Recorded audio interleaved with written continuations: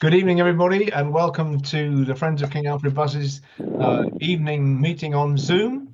I'm delighted to see so many of you on tonight. There's 36 screens up, and quite a few of those screens have two people at them. So we're well up past 40 people watching with us tonight, and rightly so, because our guest speaker is infamous and famous at the same time in our world of preservation, because when you say the name William Staniforth, people always say ah, and tonight you'll be able to say ah a lot because he's got a fantastic show for us, and in his usual style he has christened it a cautionary tale. So that's going to be a great deal of fun. Not as much fun, I hope, as it was trying to work out how to get the bloody thing to come up on the screen at all. But that's another matter. Now, everybody, a few house rules. You know where the emergency exits are. And you also should, by now, know that this is the point at which you mute yourselves. Now, remember what to do. Go to the bottom of the screen. There's a microphone at the bottom left, and if you click on the thing beside it, it will, and then you click again and it's back to normal. If once you've muted yourself, you see that prevents us listening to you chomping at your Weetabix or picking your nose or having the news on at home or whatever it is. So it's quite useful for you to do this.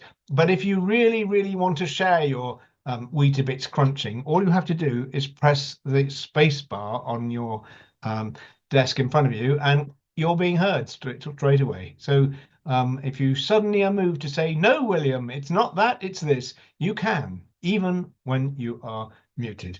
But so that's very good. Let's have a look at you and see if you're all doing what you're supposed to be doing, because that's really important. I can mute you from the center, but it's much better if you do it for yourself. Yes, good. Wonderful, thank you, audience. So even the speaker has muted himself. How about that then? He's got the Swiss TV on in the background, probably, for all I know. Anyway, so before we start with William, though, there'll be a few minutes to catch up with matters FoKAB, which I'm sure you want to know the latest that's going on. And there's quite a bit happening, always is with us, isn't there? Excuse me. So I suppose let's start with, you already heard Henry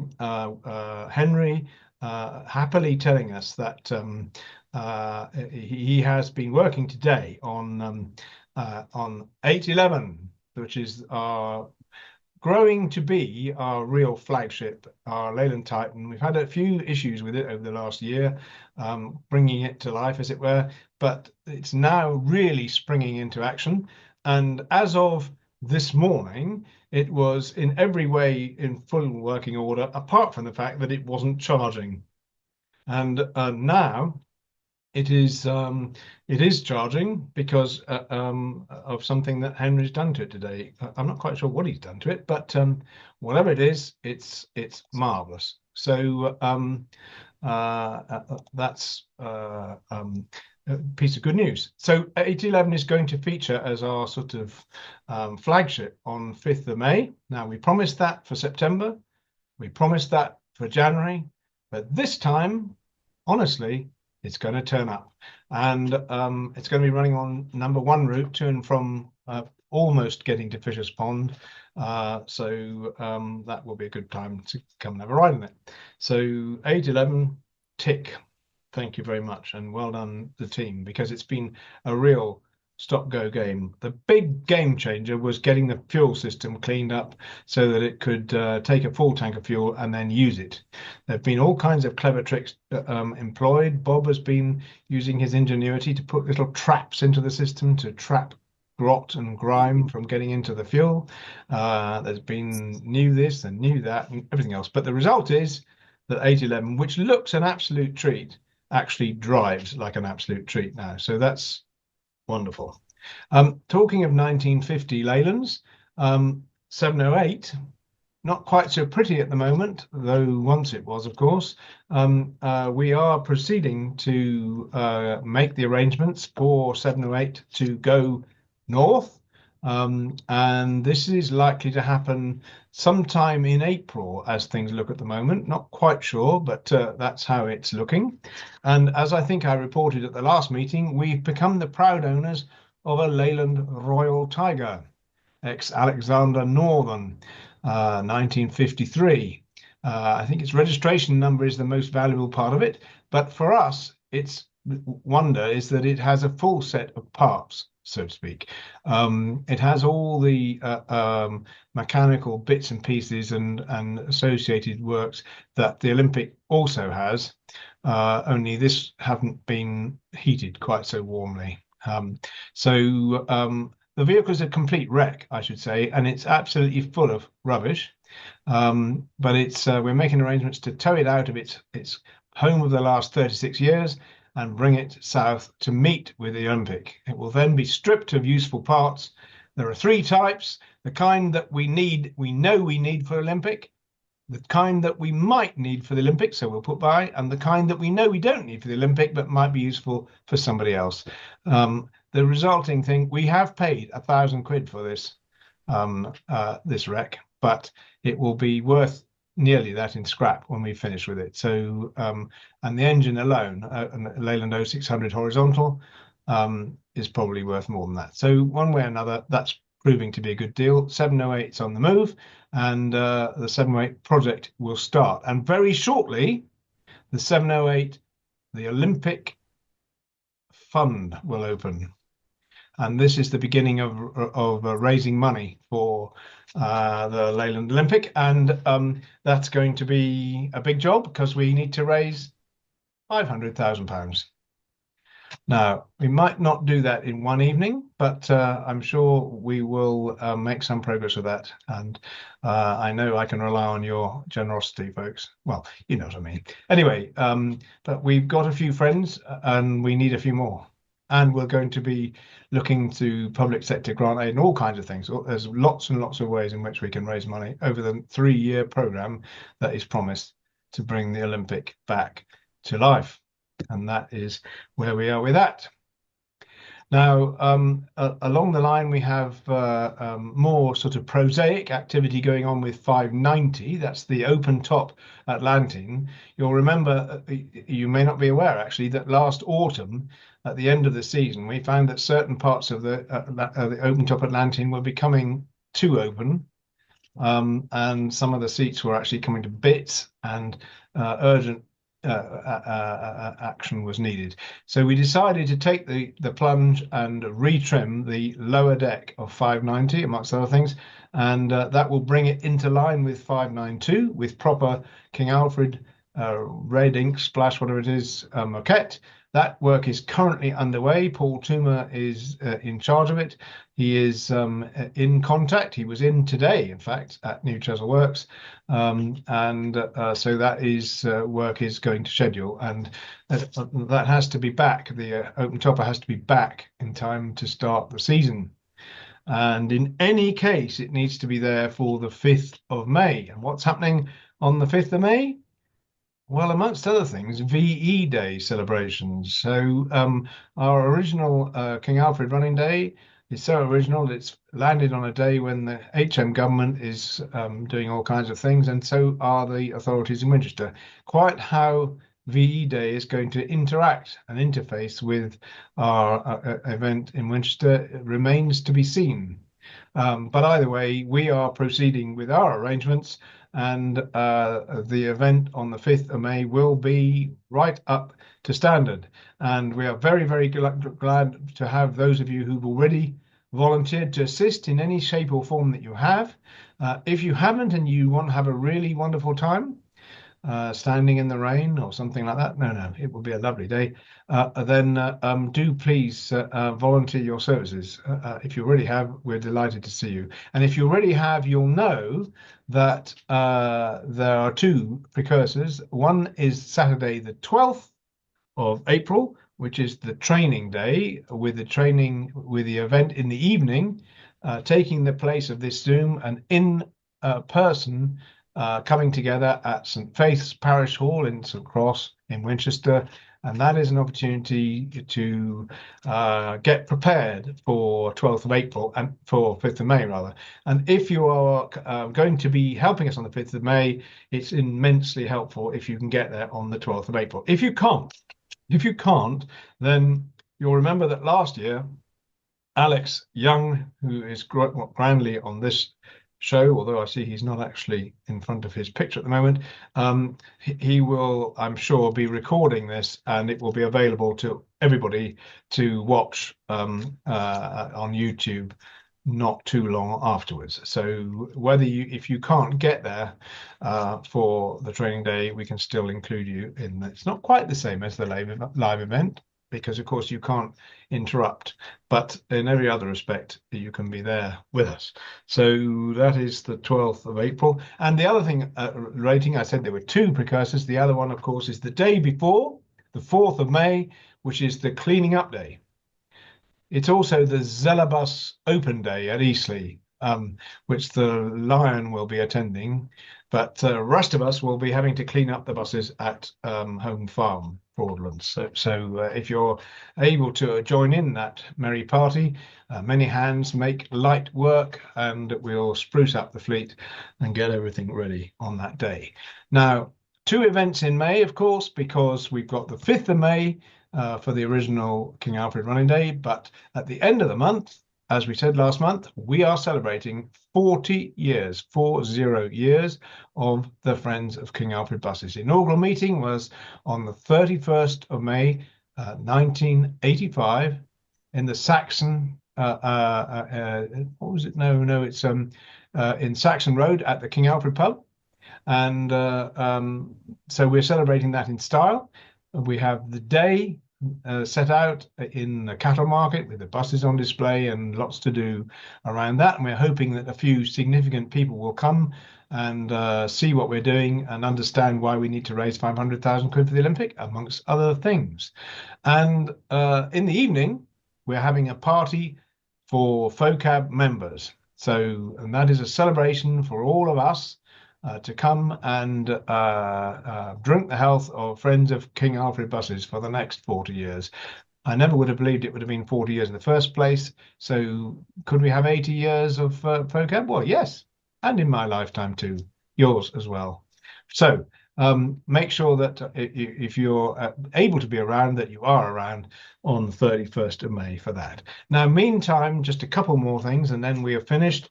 Don't forget that the first real event, big event of the season is the Detling event on the 5th of April. We are very honoured to have the chief organiser amongst our audience tonight, Roland Graves, who's been looking after Detling for a long time. It is a super event. Sometimes the meteorological conditions are in favour and sometimes they're not working with the organisers, but either way it is not to be missed and we will not be missing it. So there will be a FoKAB presence at Detling. And we look forward to supporting you, Roland, in that. We haven't actually filled the form in yet, but we are very near to doing it. We have found it at the least. So, you never know with these things, do you? So that's very good. And one last thing to say, when you're looking at your diary, remember we got 5th of May, we've got 31st of May. If you've recovered from all of that, on the evening of the 14th of June, we have our evening outing. So that's another in person. You can't really have an evening outing on Zoom. Well, I suppose you could, but that's an opportunity to come out and go somewhere with us. And so put that in your diary and make sure that you do. So plenty going on, everybody, and hopefully something for every taste. But of course, the main focus is the running day on the 5th of May. And we look forward to that being a stunning success as ever. Now, it's 7:45, just gone, and it's our great pleasure to turn our attention to tonight's proper entertainment, which is that I am absolutely delighted that William Staniforth, whom I've known for, I was trying to work it out tonight, I think it's 38 years. Is it 48 years? 48 years. God, it's 48 years, so 1970. Worryingly long time. Yes, it's an awfully long time, isn't it? I mean, it's a but I have never had the pleasure of introducing you, William, as a guest speaker, and so it is doubly splendid to be able to do that tonight. William has done us the great honor of joining our trust. He is one of last year's intake of trustees and has already earned his spurs with the things that he's been doing to drive Friends of Calvary buses forward. And I'm therefore delighted that he has agreed to share some of his experiences over a lifetime in preservation, really, with us tonight. Now, William, this is the moment of truth, isn't it? So the share screen facility is open. We know that because we tried it out before everybody came on. This is the moment for you to go share screen and to take responsibility for what's going on there. So over to you. Now then, just here we are. There's the share screen coming up. Oh my goodness. Yeah, Now, look at that. Look at that. Right. does that actually work for Yes, everybody? it's right in front of you. It's Oh, absolutely. wonderful. All I you've have got to to do say, is right, press that arrow and you'll be on to the next slide. So there we right. go. Okay, well, thank you very much, James. And this evening, strangely, Richard asked me what to put on the website as perhaps a title for this evening. And I thought, a cautionary tale, I think possibly might be the case, because in the next hour or so, hour and a quarter, you might find the real reason for that. So let's just move on. Says he, hopefully pressing a button Yep, and nothing it'll, is it'll happening. be fine. Right, I have just pressed a button and nothing's happening, so I'm trying plan B. That's interesting. It's Uh, right, I'm doing it in a different way. yep, Right, okay. can everybody see a wonderful Yes, we top? can see that. Yes, yes, yes. Right, well, we'll try plan B. Yeah. Anyway, We've got a plan C, ladies and gentlemen, if we need it. Yeah. right, okay. Anyway, the thing is that this was my first bus. Now, most people would have had enough sense to have stayed with something like that. But in practice, unfortunately, as you will discover, things graduated from this sort of scale up to the 12-inch to the foot scale. And here we have potentially what I aspired to one of the first vehicles. And let me tell the story of this, because when I was at school, they would. I lived in the. I was born in St Albans and lived in Hertfordshire, and the Green Line coaches, which used to see us going into London, they suddenly started to be modernised, and I thought, wouldn't it be nice to try and get one of the original ones in the original condition? Bearing in mind, I think I was probably sort of about 10 or 11 or 12 at the time. So it's sort of a fairly early aspiration. But anyway, the thing was, I thought, right, I'll convince the school that what we need is a school bus. So consequently, I tried and suggested this sort of thing. And they said, okay, fair enough as an idea. Tell you what, we will go ahead and we'll get one. And a Ford Transit arrived. So sadly, not the RF that I'd rather hoped might be the case, but never mind, it was a try. But moving on from that, a little bit later, many people will remember the Exchange and Mart, and the fact it used to come out it used to come out on the Thursday. So as I was interested in all sorts of old vehicles of various kinds, I used to trot up the road and get it first thing in the morning, and on the Thursday morning. So consequently, I eyed my way down and saw amongst all the various cars, etc., advertised a 1949 Bedford bus. And after a little investigation, worked out that it was actually a Bristol omnibus Bedford bus. So went to see it, or more to the point, agreed to have it. And I was, by this time, living in Yorkshire. And fortunately, through the Historic Commercial Vehicle Society, I got to know a few people. And the usual question, where can I put it? Oh, we've got a shed. Splendid. And this was on believe it or not, it was an old ammunition dump or ammunition base near Ripon. So consequently, these buildings, one of which, and it's still there today, I hasten to add, this Little Bedford bus arrived in December 1980. And in fact, as you will see from the photograph there, it was somewhat hemmed in. I remember it was actually snowing at the time when we tried to get it in the shed. But anyway, the thing was that the vehicle on the left is a 1940 Leyland TS8. And if I tell you the same, this is December 1980, and I can assure you that that Leyland TS8 is still in the same position, in the same shed today. So one or two other things have changed, but not many. But anyway, so that was the first bus that I ever owned, full-size bus. And fortunately, I managed to find somebody interested in buying it who was capable of undertaking its restoration. And you will see that this is a fairly common theme as the evening develops.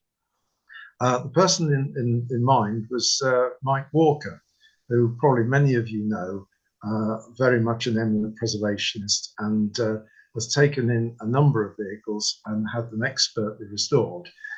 This is the Little Bedford, which is was at the time being renovated by TDC Bodyworks in Lydney.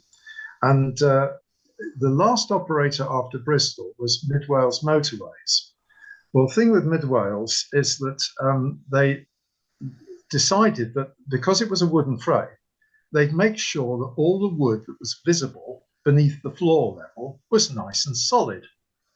So they went round and replaced all of the wood. Unfortunately, north of the floor and south of the roof, there wasn't actually very much connecting to. So consequently, of course, the vehicle needed completely reframing. Anyway, I'm delighted to say that Mike was able to undertake the restoration, and the vehicle is on the rally circuit today. So, and in fact, it was actually based at Weston-super-Mare in its working life with Bristol. But as you'll discover, it also had a connection with Stroud, which is where I currently live. So there was an interest there. But anyway, moving on. Whilst living in Yorkshire, I got involved with the Sandtoft Transport Centre, which wonderful organisation, and spent many years as a volunteer there. And the thing was with Sandtoft, the problem was that where it is, which is in the countryside, not on the airfield between Doncaster and Scunthorpe. But unfortunately, of course, if you haven't got a car, it's very difficult to get there. So the idea was, why didn't we get a bus? Fine. And Lincolnshire Road Car, this was 1982, were just withdrawing the last of their crew-operated vehicles, including this one, which is obviously a 1966 Bristol FS with a 5-cylinder garden wheel. And the vehicle itself, I remember going to Scunthorpe Depot and paying the princely sum of £660 for this item, which was then driven home. So, you know, it was obviously, and we got a load of spares with it as well. So, you know, it achieved certain fame as the last crew-operated vehicle with Lincolnshire. But anyway, where this photograph is taken is in Barnsley. And you're going to wonder why we took this bus to Barnsley. Well, we didn't. What it was, I got a phone call late one night saying, "Have you taken your bus away?" No. Well, it's missing from sight. Ah. Of course, it didn't take very long for me to work out that actually somebody had stolen it. And it had been stolen. And of course, the obvious place to take a stolen all-aluminium Gardner engine vehicle was, of course, Barnsley, as in the scrapyards. So I then had a job to explain to the police, A, that it was mine and that it had been stolen, and B, could they please go down to the yards on Boulder Bridge Lane as quickly as possible, first thing in the morning as dawn broke, to see whether it was there. And I was describing this on the phone, and it was, well, are you really going to go there? Well, happily they did, and they found that it had actually been driven in very late the previous night. And fortunately, the police got there before the yard started work at whatever it was, 8 o'clock in the morning, the following morning. And that ensured its survival. But of course, every other vehicle would have had the engine cut out and would have been chopped up pretty well straight away. Wow. So, and I then got the phone call from the police saying, we found your bus. Unfortunately, you can't have it. Why? And the reason was because somebody else has bought it. So they have a claim over it, as have I. And what clinched it was that we had the services of a solicitor who is a preservationist himself. And basically he said, my services are free. What's the problem? And this was made clear in a conversation to the scrap man, after which time he gave in. And the result was we were able to bring it back. The only thing was that when it left our site, the exhaust was off it because I was in the process of replacing it. And so consequently, it must have made quite a noise going to Barnsley. But anyway, so what I had to do was to go over to Barnsley, fit an exhaust on a low decker, which obviously appreciate is extremely low, and then drive it home. So the result was, though, we got it back. And it did a number of years service for the museum, going between Doncaster railway station and Sandtoft, and was, I think, one of the very first free bus services in the country. But anyway, subsequently, other vehicles took over, and the vehicle, I had a job to find somebody who would buy it and not export it. But I'm delighted to say I did. A friend of mine in the Hereford area, and he kept it for many years and sold it ultimately to the Lincoln Vintage Vehicle Society, or to one of their leading members. And there you can see it today, fully restored, and hopefully it will in the long term be part of the VVS museum collection. So that lives to fight another day, I'm very pleased to report.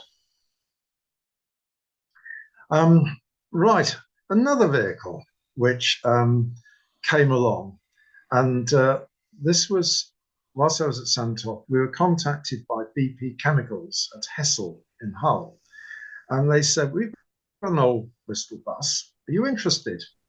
Yes. You can have it for nothing. Yes, okay, that's fine.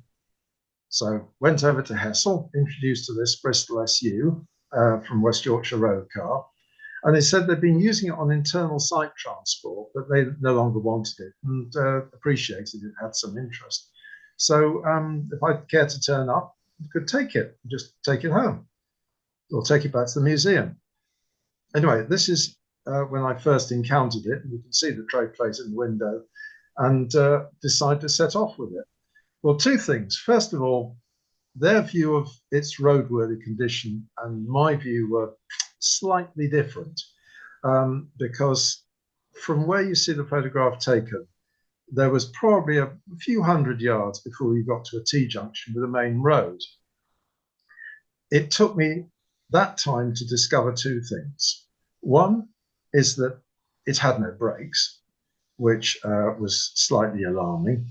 And the second was, of course, being a David Brown gearbox, the second and third are on the same side. So consequently, I'd never encountered the David Brown gearbox before. So of course, you immediately then go from second to fourth, and it literally chugs, and then you go back to second again, in which the revs go right the way up. So anyway, managed to get it almost back to Sandtoft. But unfortunately, there was as much exhaust coming out of the oil filler as there was actually out of the exhaust pipe. And it seized up within about 2 or 3 miles of the site. Happily, there was a local garage run by a chap called George, who was called him Green Tree George, and he turned out with his wrecker and towed us back onto site. So here is his sitting in the lineup, or one of the lines up at Sandtoft. And you may notice that the destination has been slightly altered because obviously the Sandtoft Bad became its nickname due to the rather disastrous situation in terms of its mechanics. But there we are. Managed to get another engine for it, etc. And ultimately it passed on to a very well-known West Yorkshire enthusiast, Trevor Leach, and was beautifully restored, as you see today. And sadly, with Trevor's passing, it's now gone down to Dave Shepherd, well known in the media world, and also as a great fan of Bristol SU. So it now lives in Devon, but it's in fine fettle, and I'm sure perhaps on Kingsbridge running days gives the opportunity for people to see. Another vehicle which was involved with as a result of Sandtoft was this, which is a 1959 Bristol LD6B. And that's one of the last equipped with the Bristol AVW engines. And this was taken out of Bristol City Service in Bristol Omnibus, obviously, Bristol City Service in 1975, and sold to a farmer who used it to advertise his strawberry growing business. And consequently, it used to see use just during the season and was then parked up in the corner of a field. Well, a deal was done, and lo and behold, it was driven out of the field. The only trouble was that it had been raining previously, and obviously you see it's equipped with Cave Brown Cave heating. Well, unfortunately, the rain settles in the heater unit at the top or in the radiator. So consequently, I drove this out of this field, immediately got deluged with a large amount of water. And anyway, you just have to keep going. So duly I did. And you might have to explain what a CBC radiator looks like, because right, it's Cave Brown Cave. We're independent people. We haven't come across this. Yeah, the system is, you see either side of the destination indicator are two black areas. They're radiators. And the idea is that the engine of the water pump pushes the water up through those radiators, which do two things. One is cool the engine, but the second is it provides heating through the saloons. So consequently, you can see a vent slightly on the side of the vehicle, just behind the indicator there. That's the outflow, and the idea was that you've got panels inside that you could operate from the driver's cab that would either deflect all the hot air out through the side, as in summer, or up into the saloons, as in winter. So they were fairly problematic, it has to be said, and were characterized by large amounts of hot water billowing out of the filler cap, where you just had a header tank above the strawberry there. But anyway, we ended up by using this for site sleeping accommodation, and ultimately it passed to Dr. Mike Walker and joined his fleet and was fully restored. And again, you can see it today, and it operates on various running days, but unusual in being an open rear platform vehicle. So, of course, the thing is that we had to find all the seats for it and all the rest of it, and grab rails and you know what. But the point is, though, that it lives to fight another day, which is good. Yes, being a volunteer at Sandtoft is like a volunteer many places. You have to do it whatever the weather. So the two low deckers sat outside. One of the issues was that the shed, which is huge, I'm sure many of you have been to the museum, it houses 52 vehicles, and the preference is very much for trolley buses because it's primarily a trolley bus museum. So unfortunately, of course, what we found was that the motor buses had to sit outside in all weathers, which did make it rather difficult in terms of getting any restoration work done. Now, I've always loved older vehicles, and whereas some people, I think, disappear off to hot and warm climates and enjoy sit in the sunshine for a fortnight, I decided in 1977 I would disappear off up to the north of Scotland in search of old vehicles.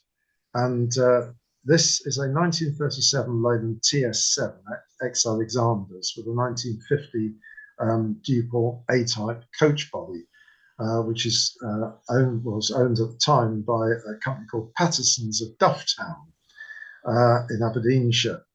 And the thing is that this has subsequently been bought for preservation, but on the other hand, the sort of mouth-watering things that you could still find in the 70s. But my trip north took me to Orkney in Shetland. And on Orkney, I decided to go around various bus operators, including a chap called Mr. Lawton at Dearness, which was about as small a place as you could possibly find. And I'd heard that he'd got this vehicle, which is a 1950 Comma Commando, and again, at ex-Alexander's. But all you could see was a shed. And obviously not being used to people turning up, I spoke to him and he was very kindly opened the doors of the shed. But the vehicle was inside, and clearly I couldn't actually see very much of it. But what it should have been, or what it was a vehicle looking like this, because it had Scottish aviation body and all aluminium, so therefore extremely robust and suitable for the Scottish climate. Subsequently did rescue the CMS-9. Unfortunately, the registration was transferred off onto another vehicle, but the actual the bus itself was actually bought for preservation, I think, by Cumbria Classic Coaches. But also at Dearness was a slightly earlier vehicle, and this is a Star Flyer. And amazingly, this was a chapel, because what they'd done was if you looked inside it, which is a bit difficult, but they'd put seating all the way around, and it was a little rural chapel. But an amazing survivor. And as you can see, unfortunately, the tax had run out by the time I got there. But nevertheless, a fascinating vehicle. Unfortunately, I think that it bleached the registration number, so I couldn't actually read what it was. But still, a very unusual thing to find. Anyway, staying in the far north, move on to Shetland. And this photograph was taken in about 1953, because obviously Bedford OBs were mainstay of many, many operators, and particularly in rural parts. And these two vehicles have both survived in preservation, despite the fact that, say, this photograph was taken in 1953. And I'll just refer you to the one on the right-hand side, which is ERG 164, because here you see the second most north of the Isle of Shetland is an island called Yell. And the operator there had a number of vehicles, and here you see a selection. And when I got there, ERG 164 was still there. And what was quite funny was that my arrival, I was given a lift by another operator that I visited, and he said, I won't actually go up to the depot. I'll tell you what, I'll just drop you and you can walk, which is fine. And he said, just don't say you're from the ministry. Anyway, I duly didn't. And the thing was that obviously the company was called Sinclair of West Sandwich on the eastern side, on the western side of Yell. And anyway, he was sufficiently bemused by the idea of a bus enthusiast turning up in such a remote spot that he said, oh, it's fine, I'll get out in the sunshine for you. So went inside, turned the engine on, drove it out and parked it up. And there we are. And as you can see, the other vehicle, which was in the earlier photograph, KWX 412, was there as well. So possibly one of the more remote locations. But moving on, I'm very pleased to say that ERG 164 is still with us, because what happened was that somebody bought two vehicles, FBU and ERG, from Shetland, took them down to Aberdeen, and ultimately, for various reasons, the preservation project just didn't work. I don't know quite what happened, but the result was both ended up in PVS's yard in Barnsley. And yours truly got to hear about this, raced over there, very quickly did a deal on ERG, and it was rescued. And unfortunately, a photograph which I can't find, which is really frustrating, was of ERG being pulled out of Barnsley scrapyard with this huge crane, the sort that they use to dismantle vehicles, above it. So it literally survived in the nick of time. Anyway, so rescued that, brought it back, and now it's with a guy called Tom Simpson, Royal Valley Transport Group in Worksop. And this is a relatively recent photograph. And as you can see, it's making some good progress. So I'm pleased to say a Shetland bus survives. Good. And KWX is still on Shetland, because the operator who took me to Sinclair in his car was from a place called Cullivo. And you can see that on the destination here.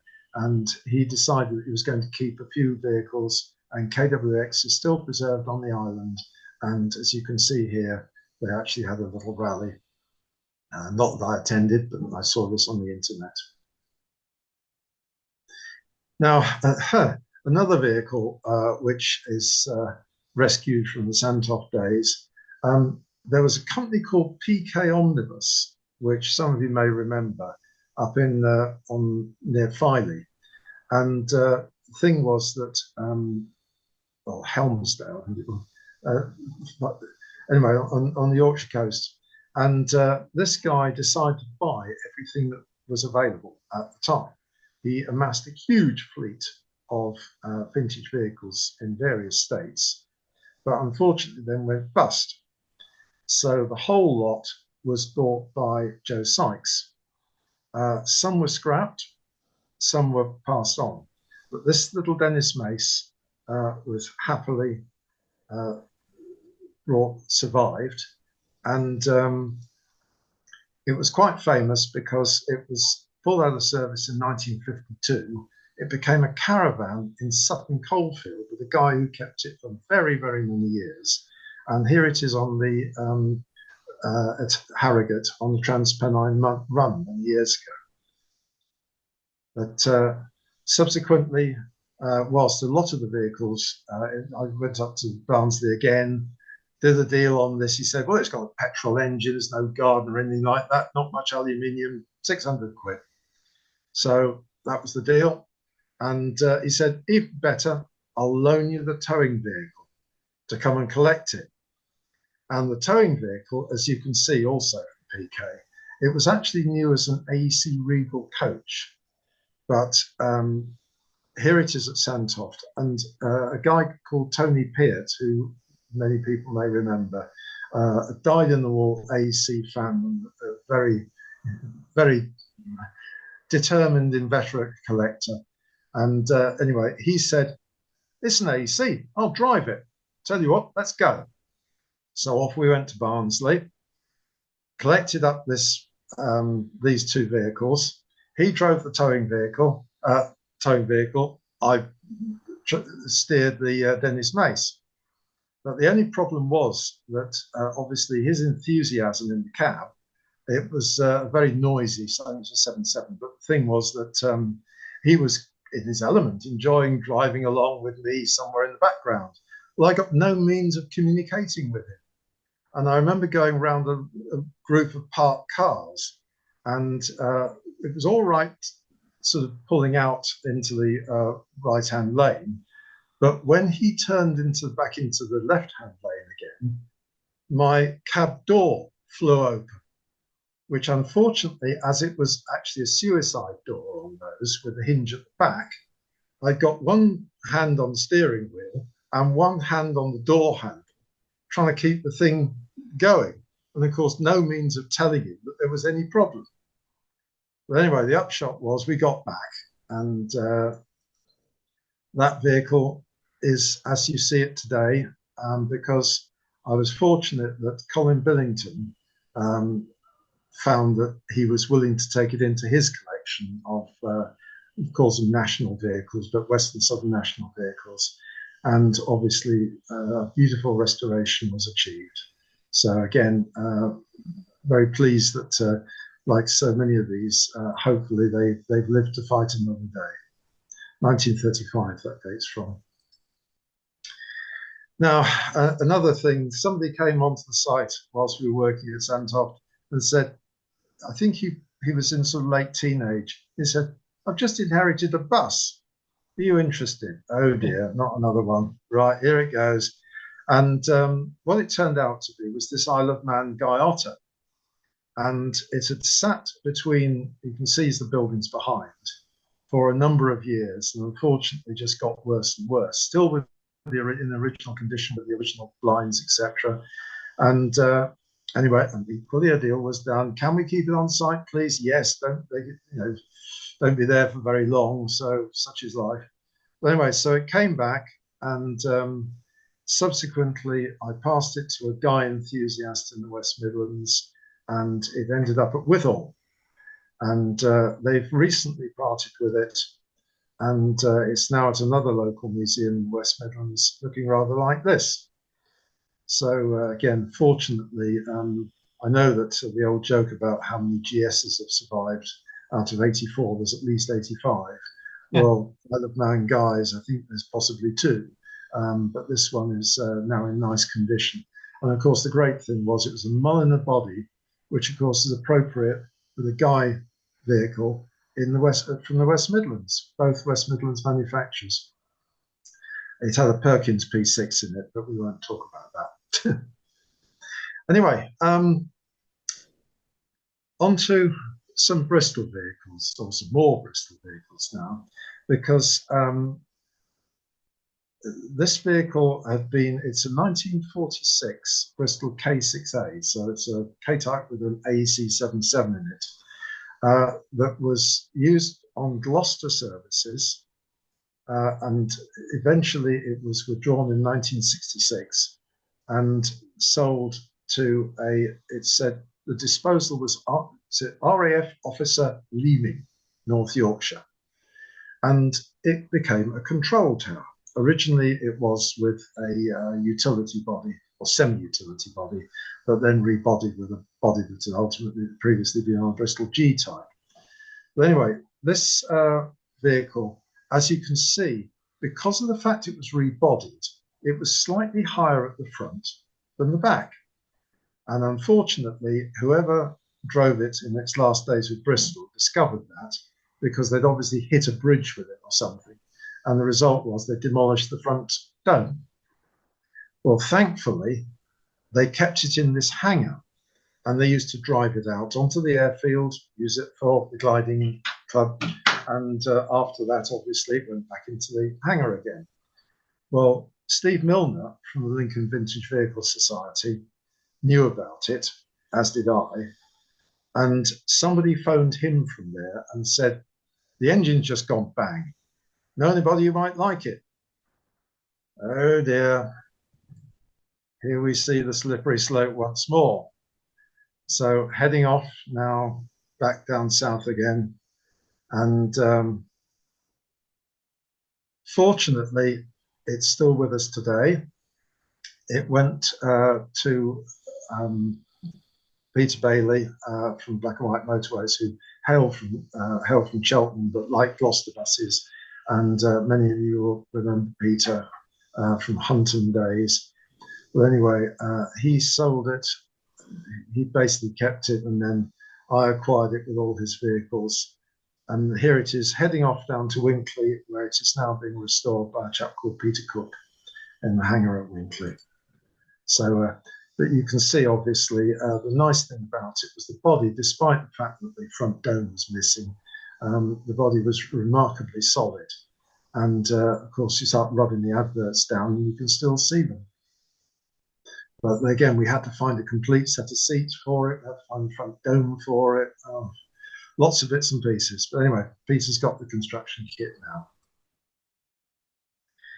Another vehicle, which when I started with the Bristol Bus Company, did driver training on LDs and did a short period of driving with on Bristol City services with Bristol FLFs. So always had quite a liking for them. And this particular vehicle operated in Swindon. It was new in 1962, sorry, 63, and one of the first of the type with the revised type front. But anyway, in later years, it was bought by Top Deck Travel.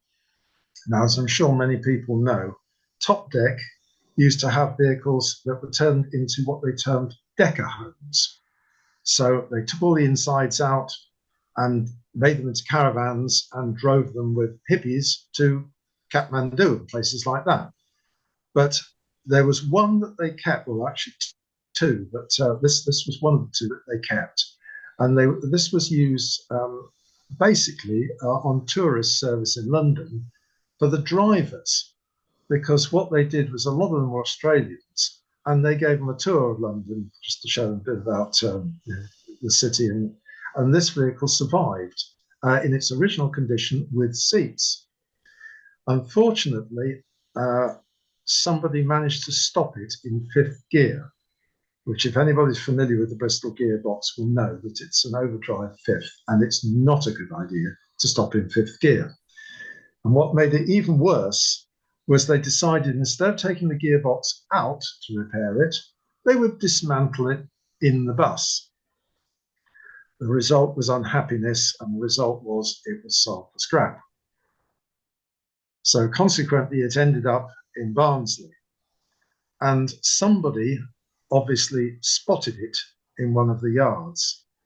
So consequently, a phone call to Nick Larkin, of which you'll hear more of later. And then he gave me a phone call about sort of 11 o'clock at night saying, there's an FLF in this particular yard in Barnsley, get yourself up there. So if I say that, I think it was probably about 8 o'clock the following morning, I walked into the yard and there it was. And consequently, the deal was done. And what amazed, he said, oh, it runs. And of course, I was much more interested in whether it was solid underneath, which it duly was. So consequently, it was brought back and he delivered it. This is Jeff Ripley. And he delivered it. And I think it travelled the fastest it had ever travelled in its life behind the Barnsley Wrecker. I was told it did about 60 miles an hour on the way down, but there we are. It survived. So consequently now that was, it's now with an enthusiast in Stroud and is being very painstakingly restored. So I think that will be out on the rally circuit again this year. Well, one of the problems, of course, with all vehicles that we know is where in the earth do you put them? And by this time, I've moved down to the West Midlands. So, of course, the thing was, I know somewhere that you need to keep a display of vehicles is an authentic building where you're restoring and displaying them in the context that they would be accustomed to. So not far from where I worked was Witton Tram Depot, with this wonderful title on the outside, still cast in stone. You can see there the building itself, which is an original tram depot. It was one of the last places that was sold off in it was kept, but it's still under the council, but they leased it off in 1953, and it was used for breaking up the last of the trams and also storing new Birmingham Standard buses prior to entry into service. But anyway, so somebody said, I wonder if we could do something with that building. So I nipped up one lunchtime from work, crawled in through a side panel, and just looked round inside the building. And you can see, obviously, it had been used as a skate park by the local lads. And but the nice thing was, it has still got the tram tracks in it. It's still got the ducting, as you can see in the roof. But of course, a lot of the roof was missing, and it was in a terrible state. It had latterly been a car sales place, and I think, you know, you can see a massive project. But what we managed to do was to convince Birmingham City Council that there was an idea where you could have a workshop in one end. This was in the days of the Manpower Services Commission, where young people could learn motor vehicle skills whilst working on these old vehicles, and have the display of what they've done in the rest of the building. So it'd be open at weekends and people would actually see what had been achieved. So a grant was given to renovate the building and convert it to its new use.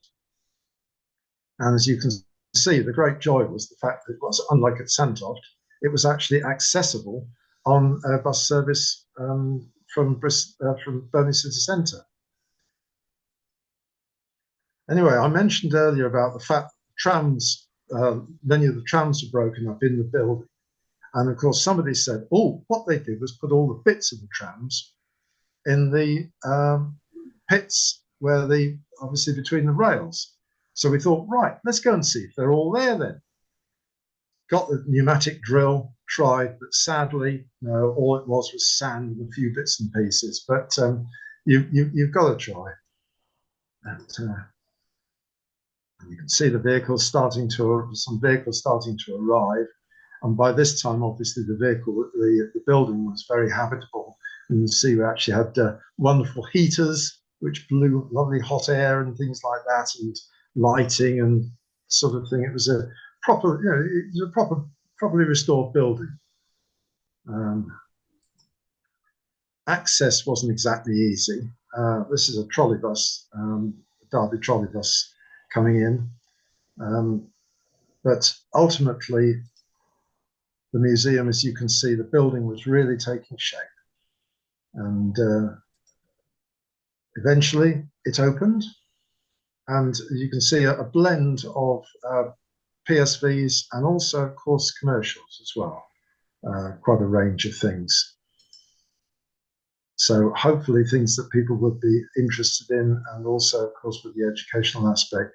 Unfortunately, the workshop never took off because the government funding was withdrawn. So that was sadly the end of that. But still, we had the building and obviously the displays.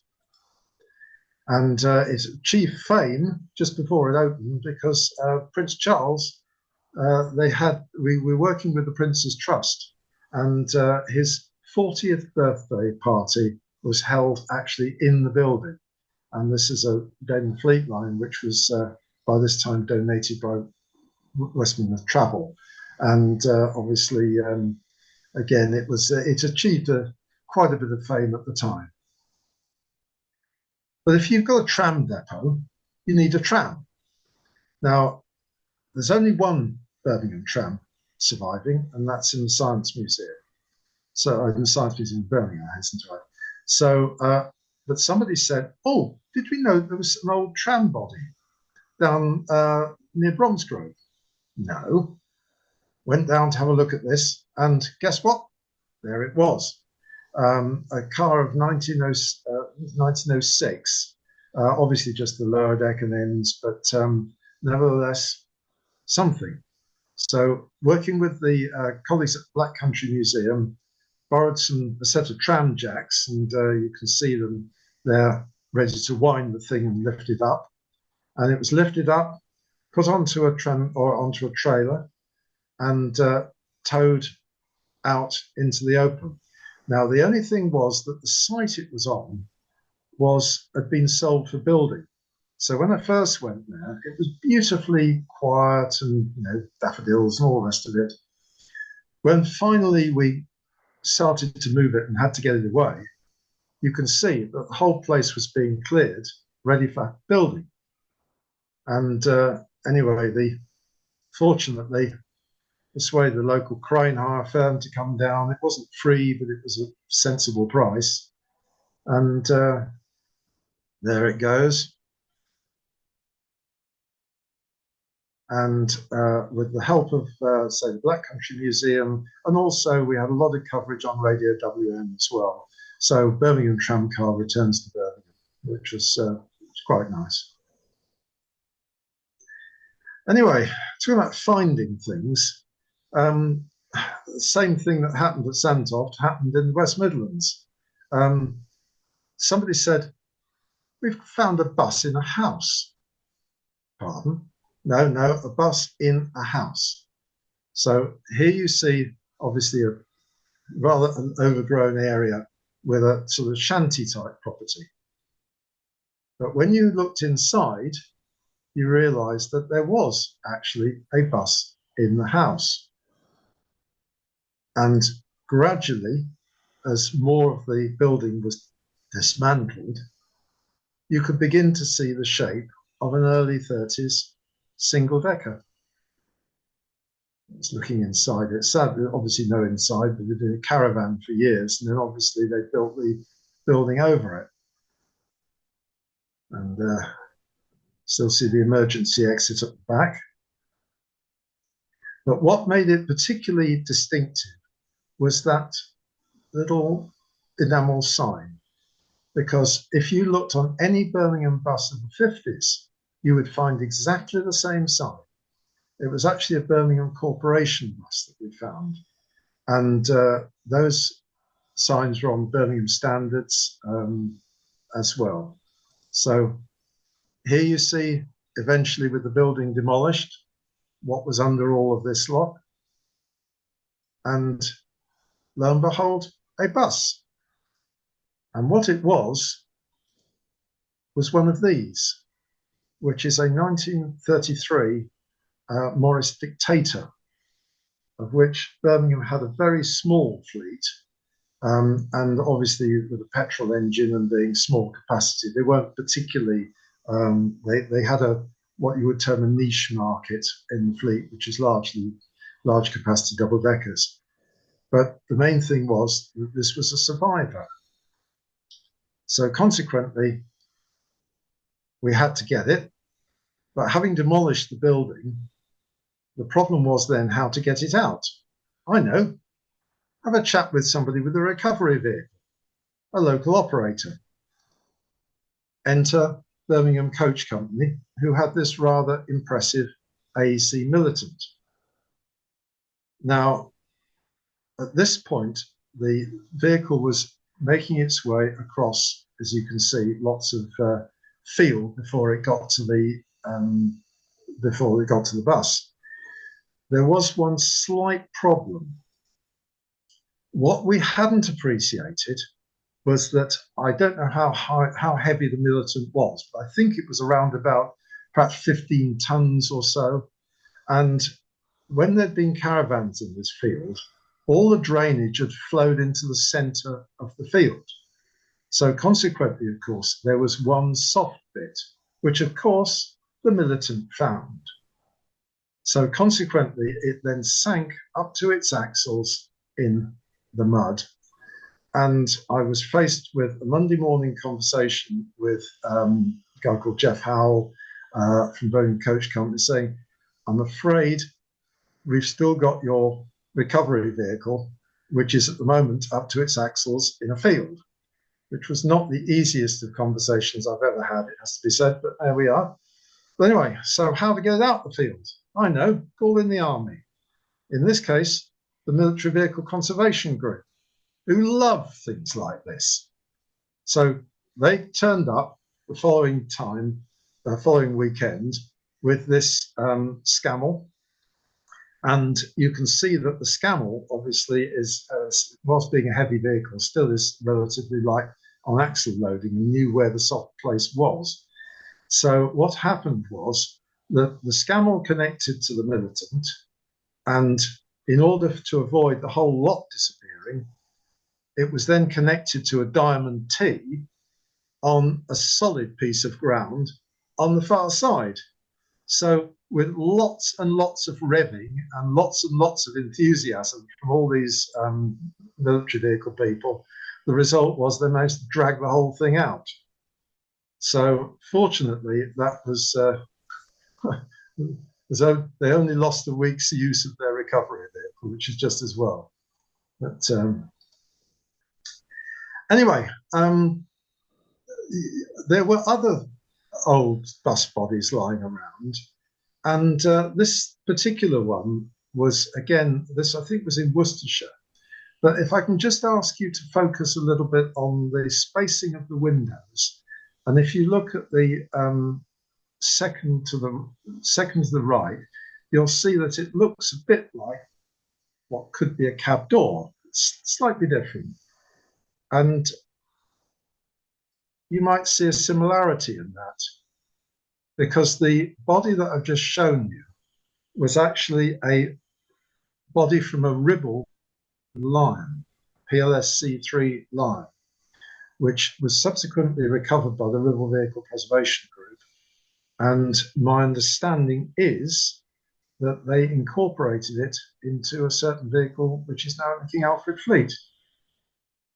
So at the moment, I have to say, others will know because I wasn't involved in its recovery. But if you just look at the way that the spacing in the windows is, etc., that was, I think, quite familiar. So that may have been a Ribble bus body, because the original body from RU, I think, was the one that had the complete automobilist on the side, and that was down in the undergrowth at Wincliffe. So anyway, still with Bristol vehicles. So what happened to the Morris Dictator then? The Morris Dictator is currently, it had some work done to it, but it's currently sitting up in the West Midlands near Wolverhampton, I think in the pending tray, because unfortunately the Aston, what was the Whitton Museum, the City Council decided to have the building back. So the museum decamped to Aldridge, and you'll see the Aldridge now museum, and it's one of their collection. So it's still around. Anyway, this Bristol FLF there was a thing called Challenge Annika, and some of you may remember this, where there were a number of play buses converted. And this was done in the West Midlands, and it's an ex-Bristol Omnibus FLF. And as you can see, it was unusual in having complete disabled access. It had wheelchair access even to the upper deck, and a slide out the back. So it was quite. I think the phrase would be significantly converted. Anyway, we got quite friendly with these various people who ran play buses. And subsequently, I acquired this, but it ended up by being sold for non-PSV use, because it, to be honest, was far too far converted to be a viable preservation project. And this, of course, was what it should have looked like in service. This one happened to be FHT 17D, just two different. This is in Bath. But another vehicle which was acquired, this was Rodney, and Rodney is a 1963 Coventry CVG with a Metcam body, and as you can see, a play bus. And some of the people who drove these things, including a number of ladies, were really quite indomitable characters. They were great because they would wheel these things around, deal with all the children. You know, it was a real amenity. And what we said was that if you need any help, let us know. Well, what they did was, when this failed its MOT due to problems at the back of the chassis, they said, "Do you want it?" Yes. So it arrived, and again, you can see it at Whitton Tram Depot, but here it is subsequently. Because what happened was that the scale of the work was, to be honest, beyond the museum's resources. So Roger Burdett, well-known preservationist and a great Coventry supporter, he stepped in and did the work on the chassis, did the work on the vehicle, and it's now regularly rallied. And of course, you can have half a bus as well. And this was the last front engine vehicle that was owned by what was then PTE, which was a similar sort of vehicle that cut down recovery, obviously, you can see there. And this one I got to hear about, and they said, well, it's available. If you're interested, fine. I discovered it was first registered in December 1959, which had an advantage because it was a commercial vehicle, which then meant it didn't have to be MOT'd. So it was duly driven back, and again, subsequently passed to Roger Vedette, and you can see it's a service vehicle in his collection now. I'm just thinking, James, when you feel like partway. You're about 3 minutes off being an hour in, so it's probably a good time anytime you like. Okay, well, perhaps shall we pause here then in that case? And Right, folks. Now, so that is your opportunity to go and boil the kettle, turn the bike round, do anything else that you would do at this time. It's 20:42 on the clock at the moment, and we are going to restart again at 20:50, I think, sensibly. So that's 10 to 9. So do take advantage of the opportunity to run away and powder your nose, do whatever it is you like, and we'll see you back in about 10 minutes. That's pretty good. Thank you very much. Yeah, good, William. Thank you. It's amazing, extraordinary story. You're the great facilitator, aren't you? That's the thing. If a bus has your hand on it, then its chances of survival are massively increase. That's the thing. It's the age-old thing of, it's the network. Yeah. People that we all know. Yeah. Well, it's all about who connects with whom, isn't it? And some of us at the end of the chain, and you're right in the middle of it. So that's pretty impressive, really. Yeah, good. Right, well, you've got a chance to go and powder your nose as well for a minute, so do feel you can. In fact, I'm just going to leave the scene of the crime for a second, so do feel you can do the same.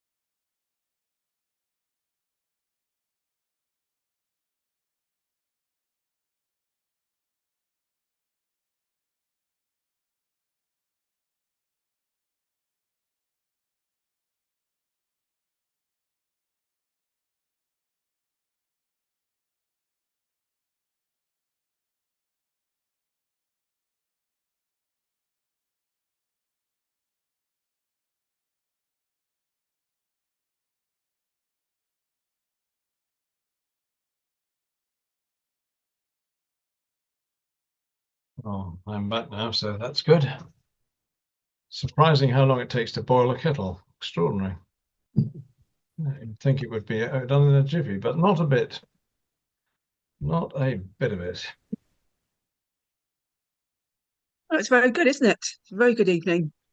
Yes, well, it's definitely a slightly different take on things. So, you know, when you see a picture of a bus on this slideshow, that there's going to be a happy ending, or very nearly, even if the happy ending hasn't happened quite yet. It's Yes, I think that's true. There are quite a few in the pending tray. yeah, but they're in a tray. They're not in the bus yard in the sky. Hmm. That's the difference. So, yes, interesting. Interesting. Yes. So were you saying that body that you found, that picture you showed of the body with a roof on it, a bit of a lion, is that the lion, the Ribble lion? Was that the one? That's as I understand it, yes. The Ribble Because lion. when we found it, it had actually got on the other side where it had got a veranda. You could see Ribble. And in fact, it subsequently, as my understanding is, it passed the Ribble Vehicle Preservation Route. But the problem was their chassis was a PLSC, whereas this was a PLSC3 body. Yeah. Hence the fact it was useful for RU. Yes. And as I say, if you go down to Winkley, it was next to David Hall's shed, but was the remains of the complete automobilist body. It's interesting because I've seen pictures of the complete automobilist body at Lathalman, so it must have been moved down at some point. Well, it may be. As I say, I have to admit, David Hall is a great mover of things around, and he's common to both, isn't he? So that's probably how that happened. yeah. Yeah, it's very interesting. Oh. Now, the name Tate is synonymous with a modern influencer, isn't it? So hopefully, hopefully with none of the bad sides of the modern influencer, I have to say. No. A lot of years ago, this one. Interesting. I think it is spelt differently. Oh, is it good? Thank you. Well, that is helpful. You're a purveyor of that sort of information, are you? You've made a bit of a study of it.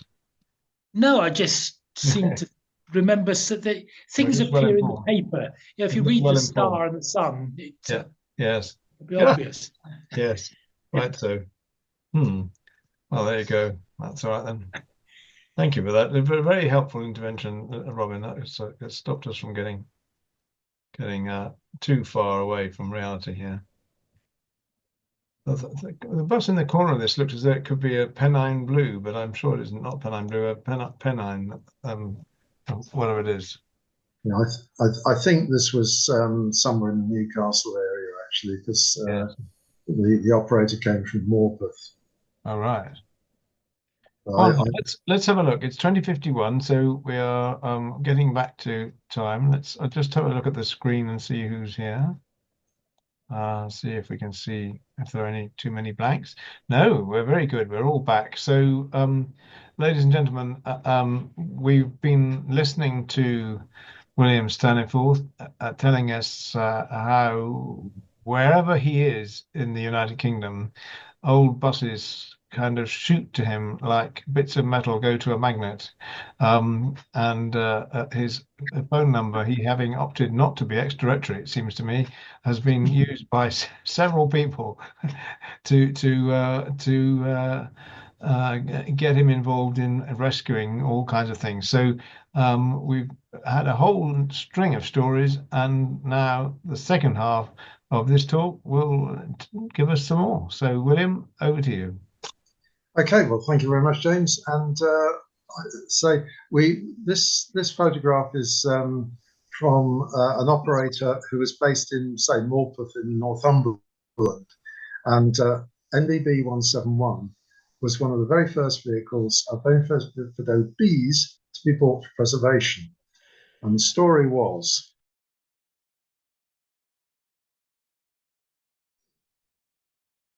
Oh, you just. There we are. Right. Okay. Sorry. That's an operator error, as they say. Anyway, this is it in rather happier times. because it used to operate between Morpeth and Newcastle, and it was new in 1949, sold off in 1969, and then bought preservation in 1970. But what happened was that it subsequently ended up with a chap in West Wales, or Mid Wales, I think it was, but Western Coast. And he did some restoration work to it. But the point was that he ran an old people's home. And the idea was that it would enable the residents to go out in the bus, which had a slight problem in the sense that if you think about modern accessible vehicles, you couldn't possibly find anything less accessible than the steps up into a Bedford OB. Anyway, he did some work on it. He'd actually been restoring classic cars, and unfortunately, whilst being very good with the spray gun, wasn't necessarily very good at reframing the bus. So eventually it dawned on him that this was just not going to happen, and it came up for sale. And guess what? You truly found out about it, and away we are. And John and Neil Bowie, who you may know are restoration experts in the Welsh border counties, came to the rescue with their magnificent AEC, as you can see here. And this vehicle was rescued for preservation, but subsequently, as I say, from just go back one. What happened was that it's actually now with an operator or just outside Basingstoke, who'd always wanted a Bedford OB, and I explained to him that this one did need a lot of woodwork, but on the other hand, it was basically complete, and he's taken it on. So fingers crossed, at some point it will turn the wheel again, but it wasn't quite as good as it looks in the picture. Well, anyway, a slightly less elegant vehicle is this. And this is a Bedford SB with a Yates Riviera body. Now, I have to say it's not particularly my idea of styling, but hey ho, it was in the 1954, this was new. And it was owned by a company called Ribblesdale Batty Holt, based up in Blackburn. And the story was that when it was withdrawn by a subsequent operator, it ended up as an immobile ladies' lavatory on a showground, a place called Epworth, which was near Sandtoft. And because of the Sandtoft connection, I got to hear about this and thought, that's a rare vehicle. It'd be a shame if that got scrapped. Phoned the person up, and he said, oh, I've got the scrap man coming on Monday. And this was sort of Saturday or something. And I said, tell you what, I'll give him an old oil tank and you can have it.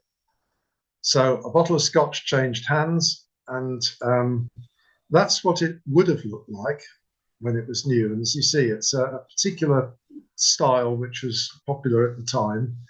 So not really my idea, but there we are, such it goes. And we managed to rescue it. And it's now with a friend of mine who I basically acquired. It had no seats, it had no differential, it had, no engine, radiator, everything was missing. And we managed to acquire virtually all the bits to do it. But it will be the only one, and my friend loves it, so fingers crossed that will get restored now. But you can see the back is of equal unusual styling. And the most valuable part of it was, of course, this. But, speaking of vehicles in fields, sometimes things get preserved and then perhaps go through more difficult times. And this little Bristol SU, it's new to the Bristol Bus Company, operated in Stroud. And what happened was it was bought by somebody, it ended up with Phillips of Shipton Thorpe up in East Yorkshire, bought by somebody, brought down to the Bristol area or Stroud area. A lot of good work was done, but unfortunately lost their accommodation. So it ended up in a field, as you can see here. So consequently rescued it, and fortunately found somebody else in the area again, who has got the wherewithal to get it done. And this is as you can see it today. And it's owned by a chap called Mike Ellis, who has quite a number of very nicely restored Bristol buses. And you'll see a few more in the slides to come, in photographs to come. Now, not far from Stroud is an airfield. And this airfield has had a series of vehicles used as basically gliding, by the gliding club, as control towers. And this is an ex-Cheltenham KSW with a 6-cylinder Gardner. And it was one of the last to operate in Cheltenham district colours. You can see it's NBC, well, pink in this case, but it should be NBC red. But I tried to get this initially and was beaten to it by Peter Bailey, which I was perfectly happy by. And you will remember it, for those who were involved with Hunton, when it was at Hunton. And anyway, I acquired this along with all the other Peter's other vehicles, which you will see. And again, Mike Walker stepped forward, and this has had the most superb restoration by Roger Burdett's crew in the West Midlands. And the result is, as you see it today, which is absolutely beautiful. So I think that was a happy ending, and I'm sure certainly the Gliding Club, oddly enough, another vehicle they had before this one was HHA 11, which was a utility guy, and that's at the Withell Bus Museum. So a number of things have survived from there, including this. Now, this is a Hanson Dorset Bristol RE, and this vehicle had been turned into a glider transporter by chopping out the back end, cutting various bits out of the inside, so you could fit a complete glider in it. But of course, it was Hanson Dorset, had an interest, and it was mechanically very good. So it was bought by somebody locally, and the story went that some of you may recall seeing this down by services, because I managed to get the vehicle bought by somebody who was very keen on Hanson Dorset, who was going to have it fully restored. And I thought, oh, great, tick in box, walk away. Little did I realise, unfortunately, that things were going wrong. And I got a phone call or a text message, I think it was on the Monday afternoon, saying, I've got to sell the bus. It's got to go, can't pay the bill, etc. And fortunately, in the morning, I just received some money from selling another vehicle. So you'll be unsurprised to know that the money bounced into the bank account in the morning and bounced back out again in the afternoon. Well, subsequently, this has now been bought by an enthusiast down in Dorset, who is beavering away with it, not exactly as we speak, but certainly is making a good fist in it. And he loves it to bits. So with some luck, that'll see another day, which would be good. We'd love to see that at Winchester one day. It would indeed. And as I say, a lot of the things that you'll see are things that, to be honest, on a personal basis, if I'd hung on to them, there's no way I could have done anything with them. And that's why I've always felt if the right home comes along, then that's the time to say bye-bye. And that applied to this vehicle, which is 1948 Bristol L6G, 6-cylinder Gardner, duple coach, ex-black and white motorways, which again was a resident of Hunton from Peter Bailey's collection. And that vehicle, I would say, would be, to my mind, the epitome of elegance at that particular time, the late 40s. But it had had a number of owners, all of whom seemed to have lost bits of it. So the thing was in a rather bad way. But it should look like this. And excuse the copyright mark, but at the moment, obviously, it's now in the hands of Ashley Blackman. And here is it disappearing off from Hunton during the great time we all had to move out. It's up near York now in very good hands. And I think the bill for doing the engine alone was 15 grand. So, you know, it's had the works done to it, or is doing so. Another resident there, which is one I would love for somebody else to do the works with, is this Leyland Leopard, which many will recall. I think James, at one time, he nobly steered it, I think, at one point, trying to get it out of the shed. But anyway, it's again 1962, one of the very, very first 36-foot long vehicles for the black and white motorways fleet based in Cheltenham. And that's what it would have looked like new. And I have to say, and that's the actual vehicle. It's something, I've got somebody who he's restored a Plaxton coach to superb condition and who's interested potentially in taking it on. So I've just got my fingers crossed at the moment that he's willing to take the plunge. Another vehicle which from that era was a slightly earlier Guy LUF. And this is one that I've had quite a long association with because after having gone from black and white, they sold it off in 1966, went to Douglas, the contractor. And of course, in those days, lots of, they were building motorways, they were doing all sorts of things, and they needed workers' buses. So all these old coaches were used for that and generally had a very short and hard life. But the thing with this one was that it ended up with in a quarry or sand pit in Brown Hills in the West Midlands. Because the chap who ran the quarry on the sandpit knew the engineering guy from Douglas. So, of course, he got the offer of all these vehicles. And what did he do? Fill up the quarry with all these old vehicles of varying kinds. And as you can see, it was quite a dramatic style in its day. But, of course, the thing is, things like that are now largely overlooked in preservation. So I think that has a significant role. Probably what will be a donor is a slightly later one, which is a Willowbrook Guy LUF. The engine on this runs, or ran. And this was when, back in the day, when we tried getting them out of this guy in Brown Hills, who was a very, very difficult man to deal with indeed. And by this time, I'd got to know Peter Bailey. So consequently, the deal was done on the financial side, but it all had to be in cash.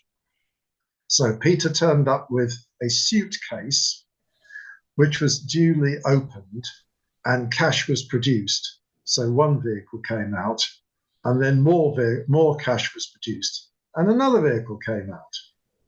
And that's the coach on the back of the low loader. But it was actually driven out of the quarry. And it was amazing because it's got no windows, it's a complete wreck. But they got it started. So don't worry, we just looked down into the pit, and you could see this cloud of blue smoke. And yes, it started and it drove. It was quite incredible. And another vehicle which came from Peter Bailey, which I have to say I was less keen on, was this Daimler Roadliner, again, from Black and White Fleet. And what I hadn't appreciated was that there was another tenant, Jeff Soule from Cresta Coaches, who apparently had a disagreement some years ago with Peter Bailey, and the result was that two didn't speak. But he apparently really wanted this coach. So when he found that I owned it, within seconds it was, oh, do you want to sell it? I've never made a decision so quickly in my life before. 1 nanosecond, and that was his. Seriously, because of course it was just 36 feet of coach with a Perkins V8 in the back. It was just too complicated. And he got it going and he drove it out. So probably on a personal basis, more my scene. This is a Bristol L5G, and something which I've always, a particular type of vehicle I've always liked. And you can see this is LHW 914 in Stroud, which is where I currently live in Gloucestershire. And thanks to Peter, he said, oh, you like Bristol L types? I know where there is one, in Andover. So I was introduced to it, or I went down to see a chap called Derek Marder in Andover. And I went into his workshop and said, I understand you've got an old Bristol bus. Is there any chance I can have a look at it? He said, who says that then?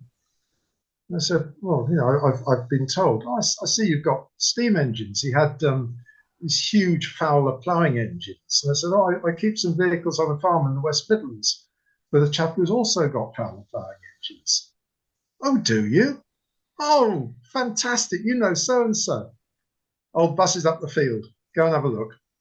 Yeah. And he was as good as gold. He literally changed within seconds. And he couldn't have been a more helpful, nice guy, genuine.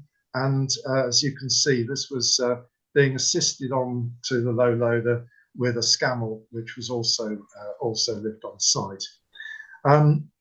This vehicle is a little bit like a boomerang, I have to say, because I passed it on to somebody who was going to have a full professional restoration on it, but sadly the years passed and it hasn't happened. He then asked me to find somebody for it. I found somebody else for it, who then informed me that he had certain health problems, which meant that he couldn't continue with it. So it looks like it may be coming back to me again. But there we are. These things happen. But this is 1949. But I mentioned earlier Nick Larkin, and another phone call from Nick saying, oh, you like Bristol old types? I've got one here. Do you want it? Do I really want it?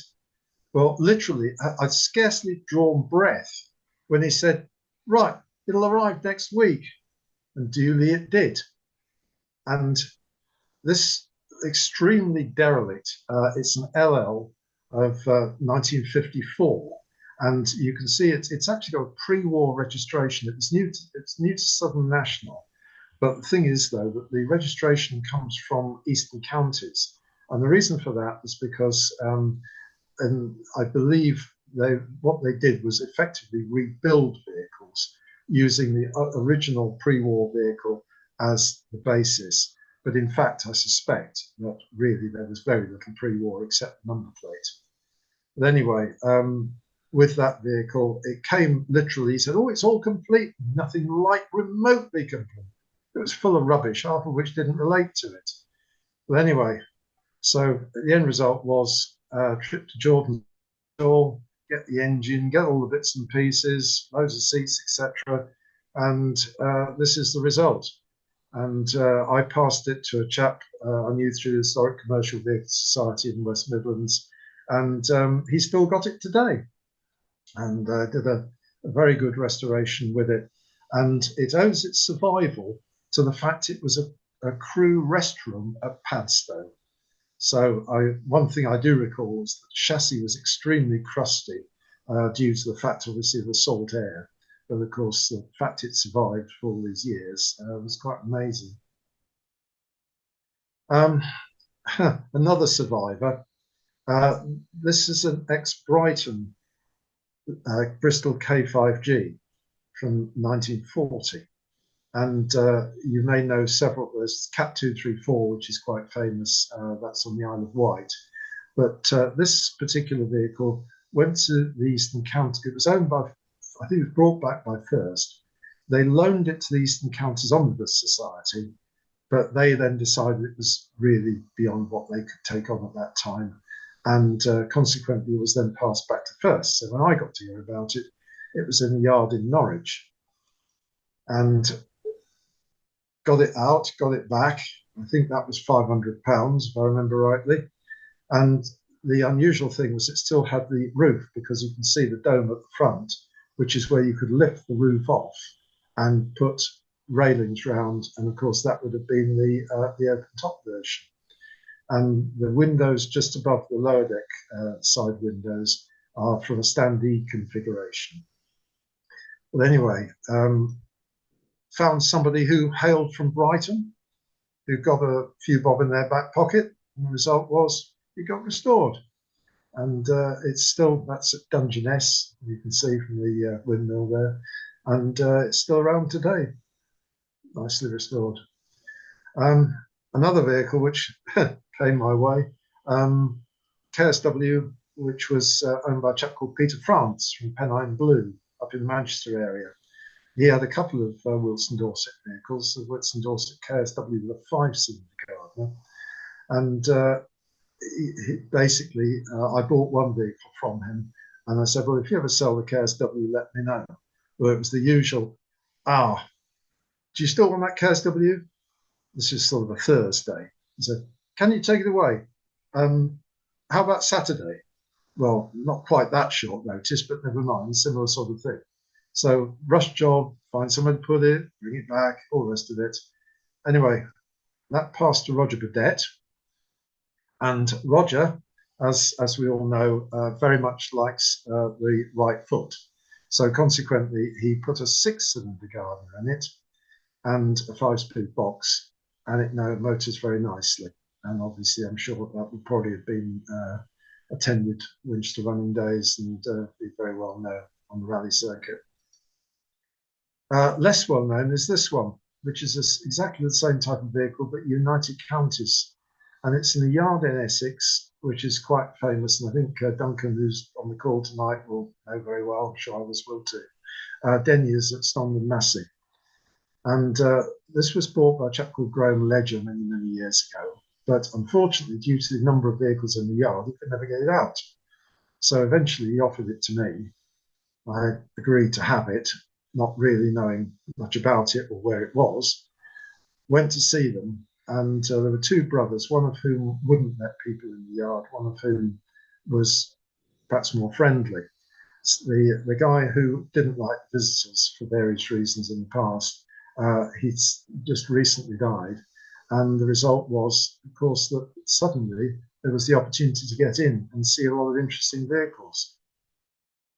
And that included a number of these, which are AC Regal 4s with a Tilling body. And they were new to Tillings in 1951, but the body is like a Bristol MW, and the bodies were new in 1960. And because they loved AECs, but they also admired the strength of ECW aluminium bodies, they wanted every one of these 5 vehicles and eventually got all 5 of them. And amazingly, they were still there in the undergrowth. And you can see by the amount of stuff that was in the yard, others will know more than I, but there's an incredible number of vehicles. Including these 2. The one on the left is a Bristol K6A, very much like the yellow one you saw earlier from the Gliding Club. And the one on the right is a Leyland PD1 with an ECW high bridge body. And these 2 vehicles, the one was just complete wreck, but the other one with the roof, the PD1, was used as a store shed. And as you can see, the most amazing amount of everything was inside. But of course, what was really nice were all these adverts.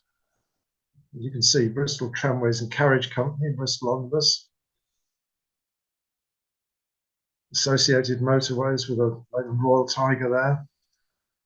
And of course, lots of happy people going on a coach tour, as of course you do. But anyway, I'm pleased to report that Dr. Mike Walker, he said, would I sell him the seats out of the bus? And I said, no, I won't sell you the seats out of the bus. I'll sell you the bus. And duly, he bought the bus. And it's the one on the left-hand side, which is KHW 630. And that's restored by over quite a number of years, but completely reframed. Absolute every bit of that was renewed, all wood frame, etc. And that was last year, next to the similar vehicle owned by the Bristol Vintage Bus Group. And speaking of ECW high bridge bodies, and particularly wood frame ones, takes us over to the East Anglian Transport Museum at Carlton Colville, who had these wonderfully characteristic AEC Regent 2s, 7.7 powered, crash gearbox.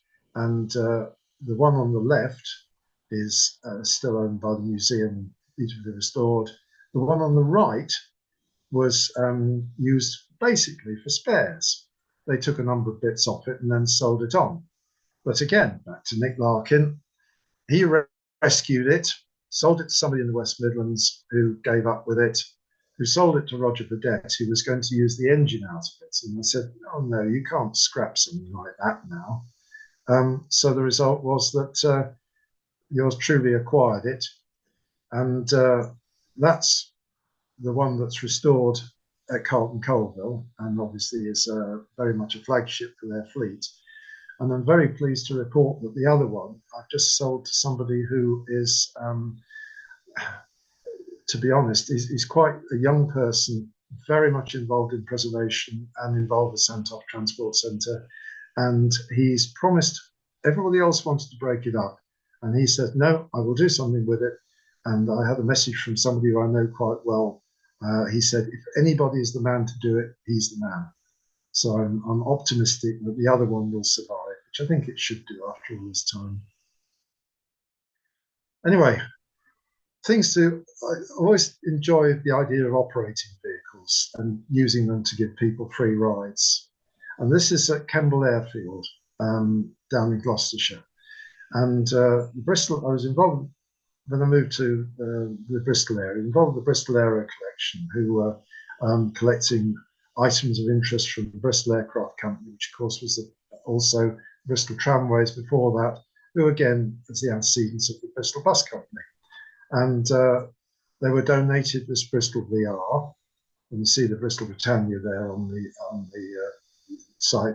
And what we used to do was run around the airfield and show people from the safety of a bus these various things that they could see, the aeroplanes, etc. And we had the hangar there for 10 years. The Bristol SC on the left-hand side and an L6B coach on the right. But whilst we're in the hangar there, people, of course, get to know that you're there. So somebody came from the Bath Carol Bus Society and said, oh, we're getting rid of our Bath Carol Bus. And again, you may know that in the Bristol area, they had a tradition which dated back to the trams, where they would decorate something over the Christmas period and then use it as a means of fundraising. And people would walk alongside with buckets and collect money, and Father Christmas would be there, and you have music, etc. And anyway, this Bristol LD with a garden, with a Bristol engine, was the Bath Carol Bus, and we acquired that. And as you can see, once you took all the boards off, it was a bit like Time Team. You know, you discovered it's still got the fleet number on it, it's still got fleet plates on it, it's still got the Bristol scroll on the side, and it ran beautifully. The only problem was that when we ran it down the runway, I think there were flats on the tyres, and we felt it like driving along with a threatening bit. But there we are. And inside it was a generator. So, of course, how do you get the generator out? Same way it probably got in, through the emergency door. And another Carol bus, but this is a Bristol FLF, and this was from the Stroud area. And that vehicle has now been bought by Dr. Mike Walker, and again, fully restored, and will be appearing very shortly in NBC green. So what about the Bath Carol bus then? What's happened to that? The Bath Carol bus is owned by Mike Ellis now. Oh, right. It's another one in the pending tray. It's building along with a lot of other things. So we probably will see it again. And the tree lopper still survives in the shed which I look after somewhere in the Chipping area, but it's not mine. Now, Richard Aldous may know this photograph. GYC 160K. Now, a contact through the HCVS used to do part-time driving for what was termed the jobs buses for Warwickshire County Council. And there were two of these, one was a spare and one was a main one. And eventually he said, oh, we're getting rid of the spare bus. Oh, it's an LH, okay, that's fine. Well, tell me the registration number. GYC 160K. Ah, that's a bit special. It was new to Hutchins and Cornelius of South Petherton, and it was the first Bristol to be sold to an independent operator of that type, so, as a bus. So consequently, that was acquired. I passed that on 2 people, and it came back again. But Richard happily is working on it, and hopefully here we see it when it was departing for heading south from Chippenham, where it had stayed for a little while. And I recall I said on this call 2 months ago that work was just about to progress with it, which it hasn't, but hopefully it will do quite soon. Well, just about is a very interesting phrase, isn't it? Just about. It could mean a lot of things. Well, yeah. Excellent, good news.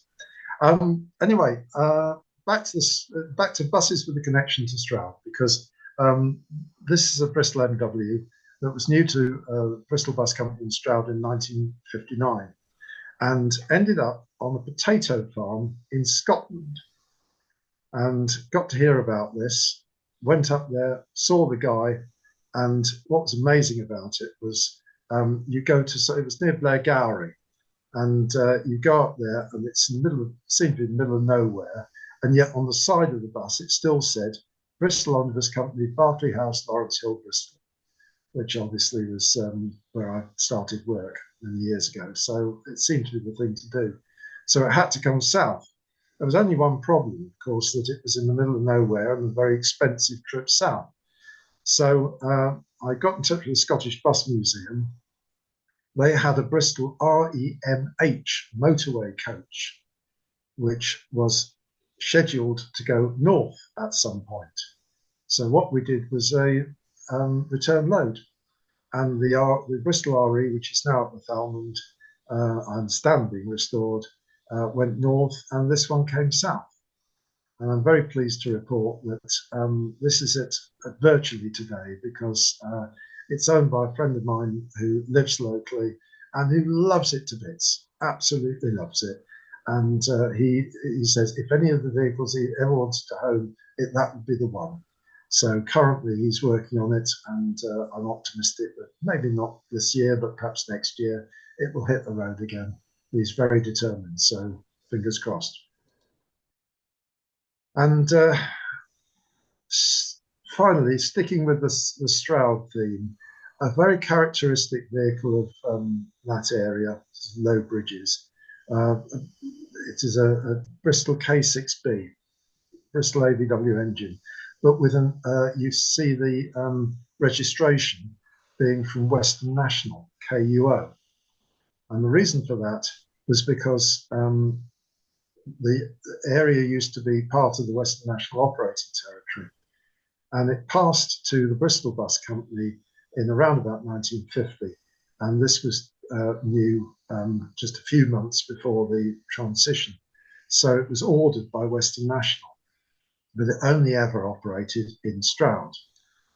And as you can see from this, obviously an interesting vehicle, but this photograph was taken in Switzerland, because what happened was that when the bus was withdrawn, it went to Glenside Hospital, Bristol, and the Bristol Vintage Bus Group at the time were looking to acquire interesting vehicles, and the late Phil Sposito put a bid in, and I think it was something like £35. It was sort of a joke almost, and the only thing was they won it.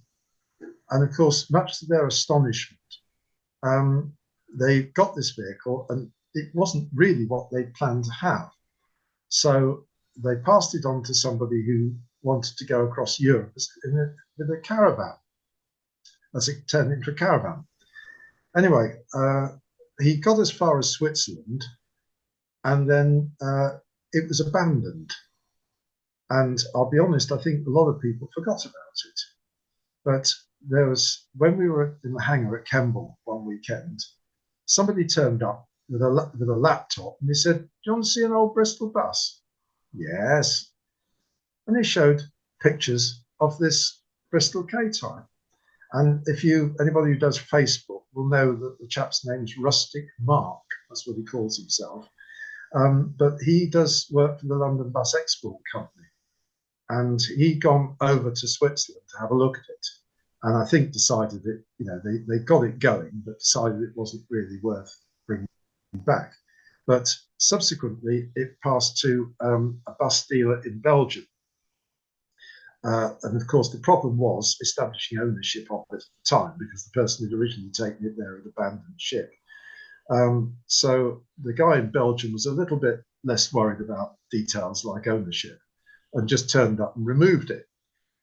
So he took it back to Belgium with the view to turning it into a London pub. Well, can you imagine a low bridge bus, 26 feet long, not really what you'd have as a London pub.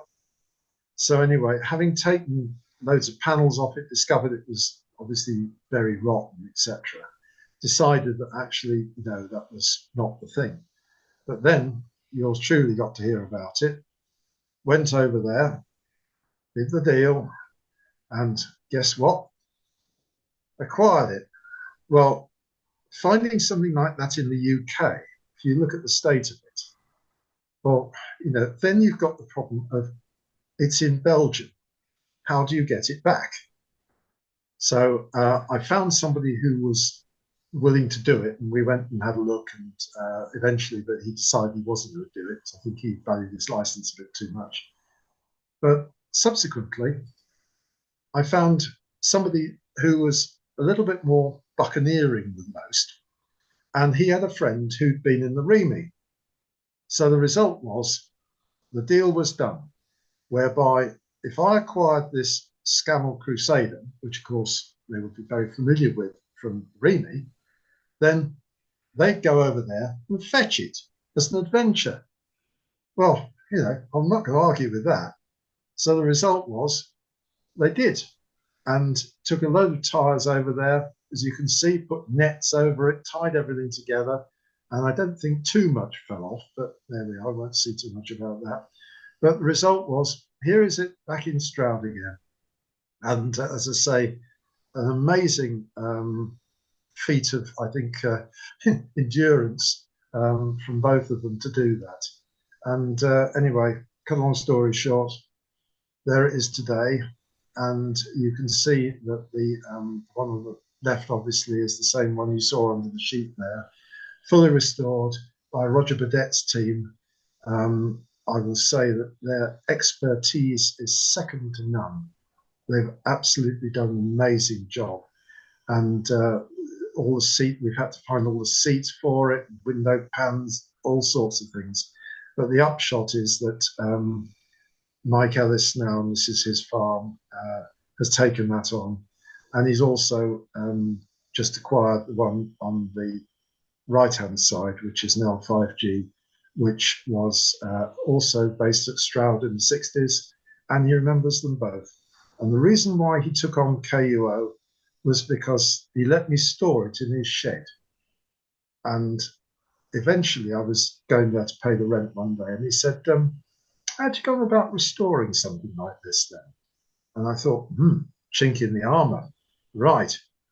So I sent him an email offering him the bus at nominal price and all the bits. And the rest is history, because he was able to get it done. And it's now appeared in Bristol at rallies, and will appear at the Stroud Rally hopefully this year. Maybe even alongside the other one, which again, he's only just recently acquired, but I'm sure that will look very fine before too long as well. And I think that's it, James. Wow. Well, gracious me. Have you counted up just how many buses that is? I honestly haven't, but if I was to say that this is, I had to be quite selective to choose the ones I've chosen. And I also haven't included the commercials or the cars either. So there's been quite a lot. But let's put it this way. I think the tribute to a lot of people who, like Mike Ellis, like Mike Walker, and like many others, who've stepped forward and done the biz. Right. Well, now, William, would you like to stop sharing, and then we'll get everyone on screen, and then there's an opportunity for people to interact with you. Remember, folks, the system that we have, which is that if you want to ask a question, then if you go to the bottom bar of your screen, you'll find just to the left of the middle a thing called React with a heart. If you click on the little thing beside it, you'll find a raise hand. And if you raise hand, I've just done it, you can then come to the top of the screen and we'll get you to speak. And you can lower it by then simply pressing lower hand. So it's very straightforward. So here you are, you've got this chap, William, who has been for the last 50 odd years the go-to person across the British preservation world, that anybody with a wreck, with an uncertain future and somebody with a bullet about to be fired at it, rings him up, and like some sort of magician, he wallops the thing out, and then, like a marriage broker, he finds somebody else to take it on. In so doing, it has been performing a most amazing service, a sort of midwifery service, gone a bit funny, because I'm not sure where I'm going with that particular simile, but across the whole preservation world. Now, I'm sure that there must be somebody out there who would like to ask William what makes him do it, or well, why don't we ask him that? Why do you do this, William? What's the kick for you? I think it's just knowing where some of these things start off and where they end up, really, because I mean, some of them, you get them out. I'm sure you've done the same, James, with things to do with King Alfred.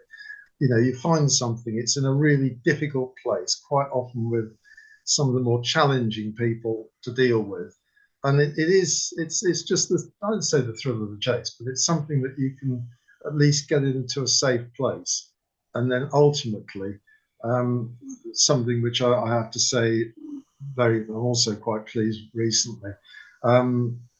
There's been a number of vehicles which I've owned several times, and they kind of come back again, and I've got one now which is just gone. It's gone to the Eastern Transport Collection. It's a Highbridge K-type, 1949, and that will now have the same biz done to it that the last one you saw, KUO, at Roger Videt's. And having seen that one get into such a terrible state, and somebody subsequently do something with it, it's great to see these things done. I can't do it myself, but maybe we know people who can. Yeah, you really are the AA man. I know a man who can. So what do you think is the most amazing thing that you've pulled off? What of all these that you've been telling us about, and the ones you haven't? What's the one that you're proudest of? I think it probably is KUO, because of the fact that KUO. Yeah. Sorry, the K6B, one of the last photographs. The last one, yeah. Simply because I'll be honest with you, having from that initial conversation where this guy came in and he literally opened his laptop and he said, anybody here interested in this? Immediately recognized what it was and where it was. And of course, then you think, right, how on the earth do we deal with this? And also the man in Belgium who decided that once I bought it, I said, well, okay, how are you going to get the thing back? Well, you can obviously see it was a bit of a challenge, but there we are. Then decided to levy rent on, and the sort of rent that you would imagine you would pay for top security, quality accommodation in a shed somewhere in the UK was an open yard in Belgium. It cost a fortune. But the thing is, I'm just so grateful for people like the two that went over with the recovery vehicle, because, who else would have tackled that?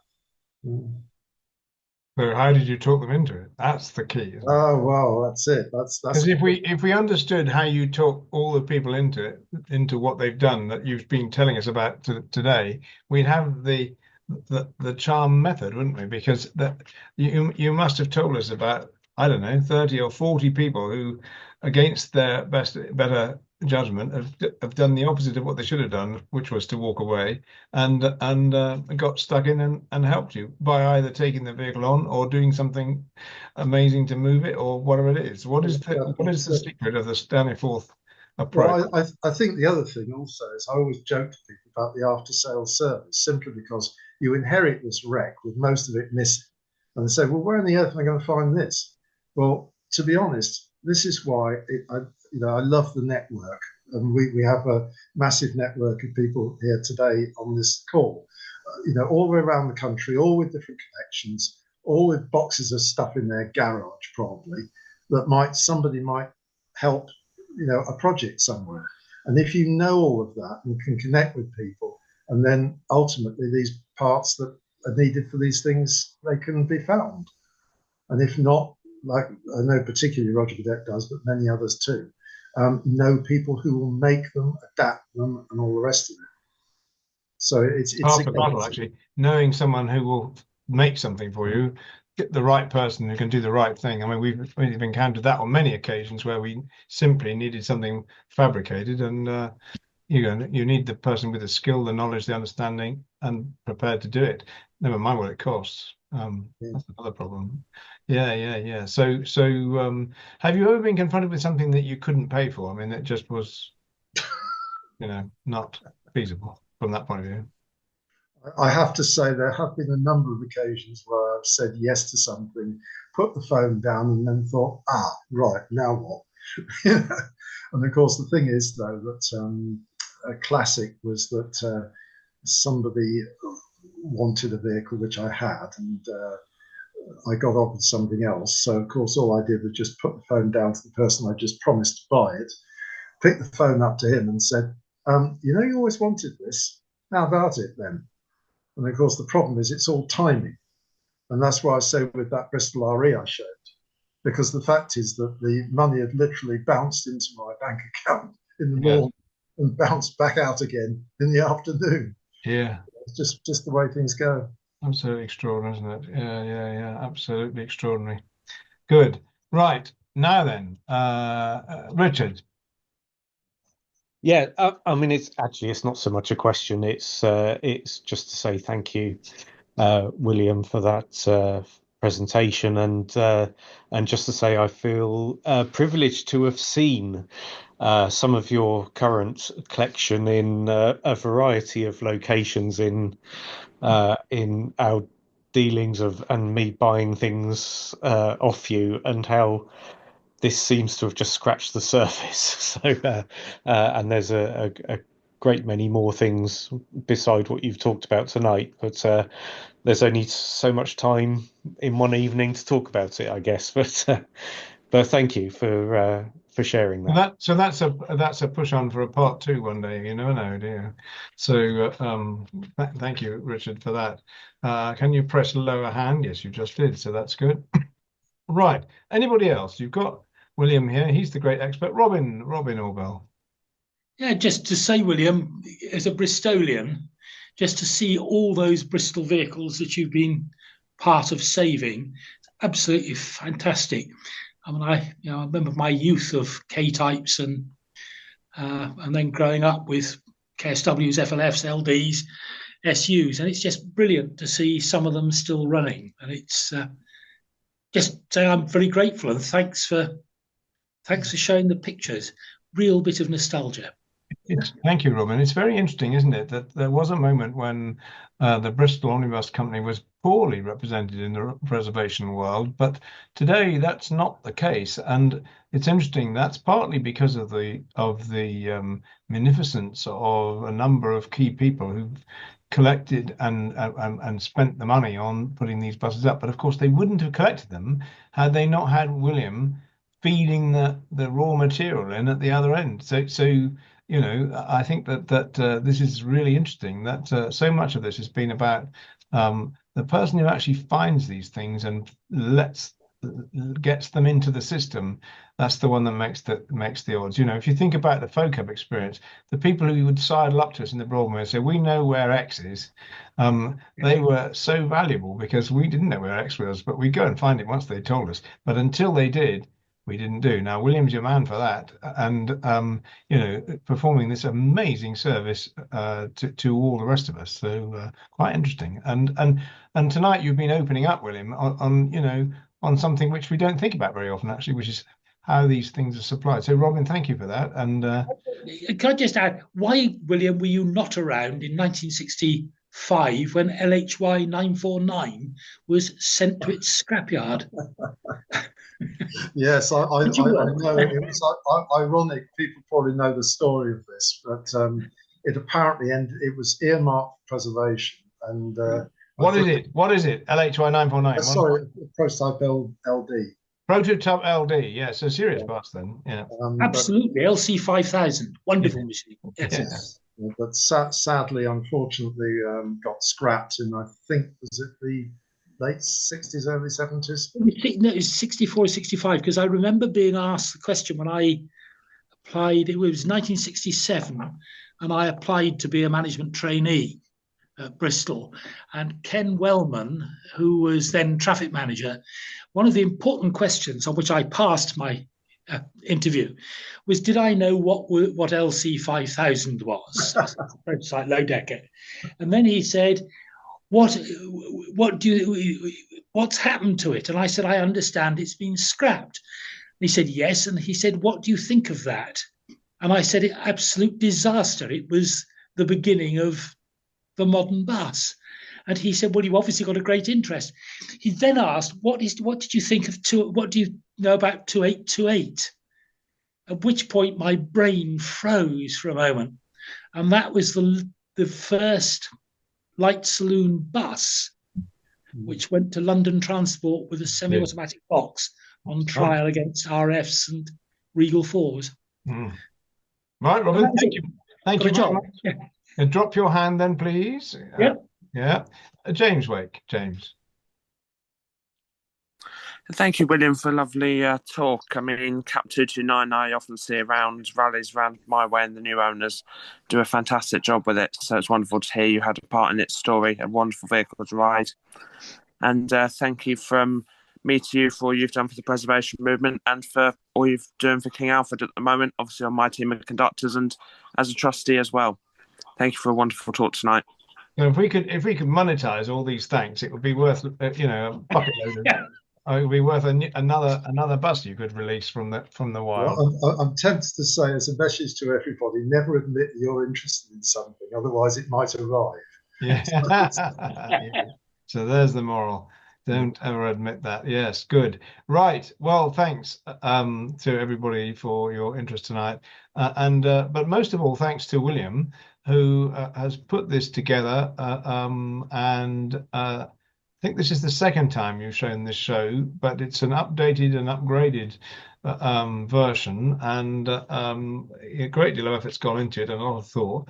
And I think it's been a privilege to pick up the curtain and look behind it at some of these vehicles which have subsequently come to fame and fortune, but only survived because one man was fiddling about looking for them and ensuring, I think this is the key thing, ensuring that they went on to somewhere else. So he didn't keep them, bag them for himself, because the sort of collector that collects things and then keeps them in some back room or out of the way so you can't share it. This is about sharing and facilitating things to happen. So you could say that William himself is responsible for a vast number of restorations. He didn't have to do all the work, he didn't have to pay all the money, but he made them happen nonetheless.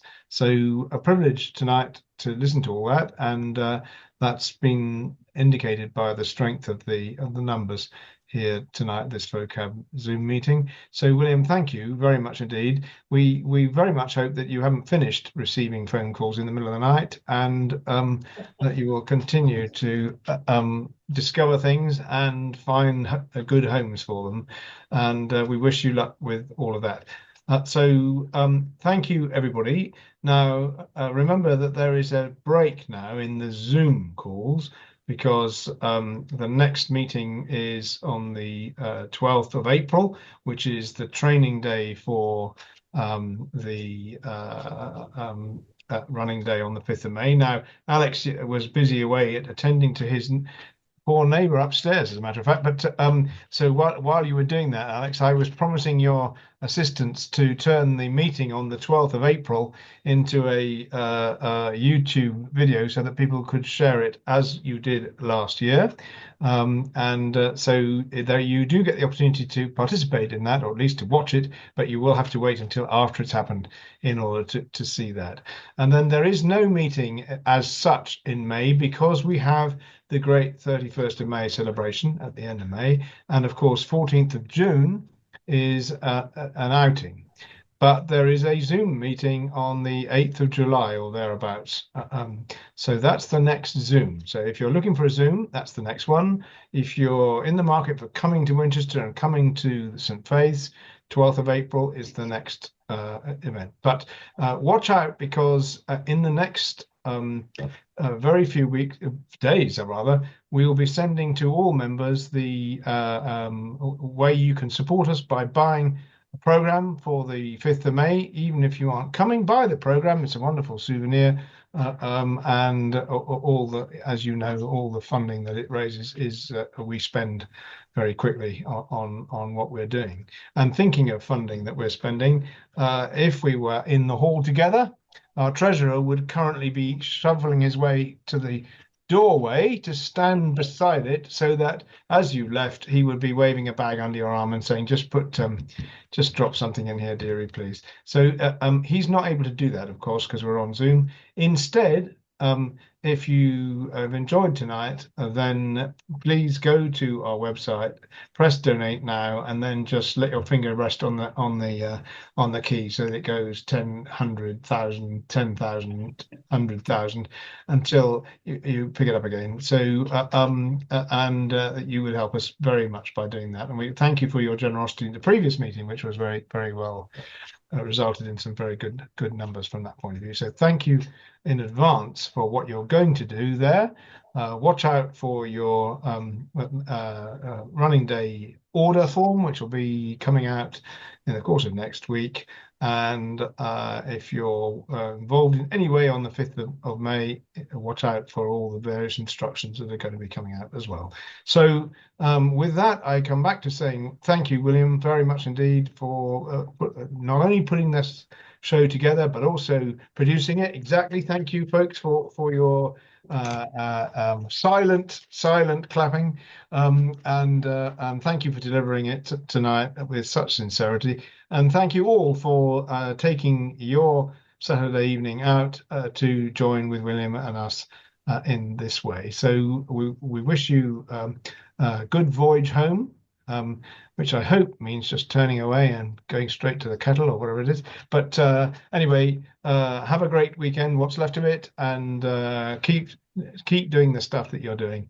And thank you all very much for being with us tonight. So that is the end of tonight's FoKAB Zoom meeting. It's been fun. It's been a privilege. And good night.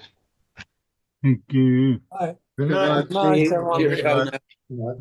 Good night. Good night.